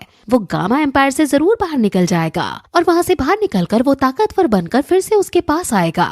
जियान वहाँ से निकलकर अब तेजी से भागने लगता है और आगे बढ़ने लगता है। वहीं दूसरी तरफ आइस एम्परर उन एल्डर्स के साथ साथ उनके डिसाइपल्स की भी हड्डी पसली तोड़ रहा होता है। जियान आगे बढ़ ही रहा होता है कि तभी उसके सामने यूजी आ जाती है और यूजी अब उसके आगे जाने का रास्ता रोक देती है। ये देखकर जियान को बहुत ज्यादा झटका लगता है और वो अब अपनी तलवार निकालकर उसके पास आने लगता है। ये सीन बहुत ज्यादा हार्ट ब्रेकिंग था क्योंकि दोनों ही एक दूसरे पर तलवार नहीं तानना चाहते हैं, लेकिन परिस्थितियों के चलते हुए उन दोनों को ही ऐसा करना पड़ रहा है। यूजी जियान से उदास होते हुए पूछती है कि क्या तुम ठीक हो, जिस पर जियान ताना देते हुए कहता है कि तुम्हारी मेहरबानी की वजह से मैं अभी मरते मरते बचा था, तुम्हारा धन्यवाद है। यूजी को बहुत ज्यादा बुरा लगता है और वो अपना सर नीचे झुकाते हुए उसे कहती है कि वो विवश है, वो यूनसेट की सुजेरियन है और सुजेरियन होने के नाते उसे ऐसा करना ही होगा। तुम मेरे साथ शांतिपूर्वक यूनसेट के अंदर चलो और मैं तुम्हारी जान बचाने की पूरी कोशिश करूंगी। मैं तुम्हें वादा करती हूँ कि मैं तुम्हें मरने नहीं दूंगी। बस अब तुम और ज्यादा प्रॉब्लम क्रिएट मत करना और सिचुएशन को और ज्यादा वर्स मत बना देना। जियान उससे गुस्सा होते हुए पूछता है कि क्या इस सब के बावजूद तुम्हें लगता है कि यूनसेक तुम्हारे और मेरे बीच फिर से दोस्ती के संबंध स्थापित हो पाएंगे? तुम एक क्लैन की लॉर्ड हो और तुम्हें ये अच्छे से पता होना चाहिए कि अब कुछ ठीक नहीं हो सकता है। वो अब गुस्से में चिल्लाकर कहता है कि अब तुम मेरे सामने बकवास मत करो क्योंकि अब तुम्हारा और मेरा कुछ नहीं हो सकता है। अब जो तुम यहाँ करने आई हो उसे पूरा करो। अब जियान अपनी 3 फ्लेम्स को बाहर निकालते हुए आगे बढ़ता है और वहाँ से जाने लगता है। यूजी अब शांत होकर कहती है कि तुम जानते हो कि मैं तुम्हें नहीं मार सकती हूँ, लेकिन मुझे तुम्हें रोकना ही होगा। अब फिर वो भी अपने ऑरा को बाहर निकालती है और अब जियान उसको क्रॉस करके जाने लगता है तो वो जियान पर हमला कर देती है, लेकिन इस हमले से जियान घायल होने की बजाय हील हो जाता है और उसके आसपास का अपना और उसका ऑरा शांत हो जाता है। ये देखकर जियान काफी ज्यादा शॉक होता है और वो उससे पूछता है कि आखिर तुमने ऐसा क्यों किया। वो प्यार भरी आंखों से उसे देखते हुए कहती है कि तुम यहाँ से निकलने के बाद वापस कभी मत आना, क्योंकि अगर तुम वापस आए तो युनशेन तुम्हें नहीं छोड़ेगा। अब जियान का भी गुस्सा शांत हो जाता है और वो भी उसे प्यार से देखते हुए कहता है कि तुम्हारे अंदर अभी भी एक कोमल दिल दिखता है। वो अब उससे और भी बातें करता है कि मैं जानता हूँ कि तुम उस दिन विवश थी, लेकिन इसके बावजूद भी तुमने मुझ पर हमला नहीं किया था। जियान अब उससे और भी बातें करने की कोशिश करता है, लेकिन यूजी ये सुनते सुनते खुश होने के बजाय दुखी हो रही थी क्योंकि उसे बहुत ज्यादा रिग्रेट हो रहा था। इसलिए वो जियान को टोकते हुए कहती है कि क्या तुम्हें जाना नहीं है। इस पर जियान उसके मन की कंडीशन को समझ जाता है और उसके पास आकर उसे कहता है कि अब शायद मेरी गुफा वाली यूजी वापस आ गई है। ये सुनकर यूजी शर्मा जाती है, लेकिन फिर भी वो गुस्सा दिखाते हुए कहती है कि तुम्हारी केव वाली यूजी एक सुजेरियन है जिसके अपने कुछ दायित्व हैं। वो ऐसा कहकर जियान से दूर जाकर खड़ी हो जाती है, लेकिन जियान समझ गया था कि यूजी ऐसा मजबूरी में कर रही है, इसलिए वो खुद अब यूजी के बेहद करीब जाने लगता है और उसे गले लगा लेता है। वो अब उसे कस के पकड़कर उससे अपने प्यार का इजहार करता है और कहता है कि मैं भले ही यूनसेट की सुजेरियन से नफरत करता हूँ, लेकिन केव वाली यूजी का मेरे ऊपर बहुत ज्यादा इम्पैक्ट है और मैं उस सुजेरियन के लिए यूजी को नहीं छोड़ूंगा। वो उसे पुरानी बातें कहता है कि उस गुफा में तुम्हारे साथ बिताए पल मैं अभी तक नहीं भूला हूँ और वो गन पाउडर की स्मेल तो मैं मरते दम तक नहीं भूलूंगा। गन पाउडर उन्होंने एक साथ केव के अंदर यूज किया था, इसलिए जियान उस बात का रेफरेंस ले रहा है। ये सीन बहुत ज्यादा रोमांटिक हो जाता है क्योंकि यूजी अब रोते हुए जियान को गले से लगा लेती है और अब फिर हमें उनका फ्लैशबैक सीन दिखाया जाता है कि कैसे केव के अंदर उन दोनों ने एक दूसरे को किस की थी और कैसे वो एक दूसरे के इतने करीब आ गए थे। यूजी रो रही थी, इसलिए बात को नॉर्मल करने के लिए जियान उससे फ्लर्ट करने लगता है और कहता है कि मैं कितना बड़ा पागल हूँ कि उस केव में मैंने तुम्हें अपनाया नहीं और सिर्फ किस तक ही बात करके छोड़ दी। अगर किस से आगे बात बढ़ती तो शायद आज तुम्हें इतना ज्यादा दुख नहीं झेलना पड़ता। इससे यूजी को गुस्सा आ जाता है और वो जियान पर गुस्सा करते हुए कहती है कि अगर तुम केव के अंदर ऐसा करने की सोचते भी तो मैं तुम्हें जान से मार देती। इस पर जियान बहुत ज्यादा बुरी तरह हंसने लगता है और ये सीन काफी ज्यादा फनी हो जाता है। अब जियान उसे कहता है कि मैं वापस लौटकर जरूर आऊंगा और तुम्हें अपना जरूर बनाऊंगा। अब ये कहकर वो यूजी से अलविदा लेता है और यूजी से कहता है कि अगली बार जब वो आएगा तो युनशन को वो इकट्ठा मजा चखाएगा। ये कहकर वो वहाँ से चला जाता है और उसको जाता देख यूजी बहुत ज्यादा रोती है और अपनी किस्मत के बारे में सोचने लगती है कि शायद अब वो हमेशा अकेली ही रहेगी क्योंकि ऐसा लग रहा होता है कि जियान अब कभी वापस नहीं आएगा। वो बहुत ज्यादा उदास हो जाती है और फिर वहाँ से वापस चली जाती है। वहीं हम आइस एम्परर को देखते हैं जिसने विजय प्राप्त कर ली होती है और फिर हमें सभी रॉयल फैमिलीज के लोगों को दिखाया जाता है और इसके बाद ये एपिसोड यहीं खत्म हो जाता है और फिर इस एपिसोड के बाद ये सीजन भी यहीं खत्म हो जाता है।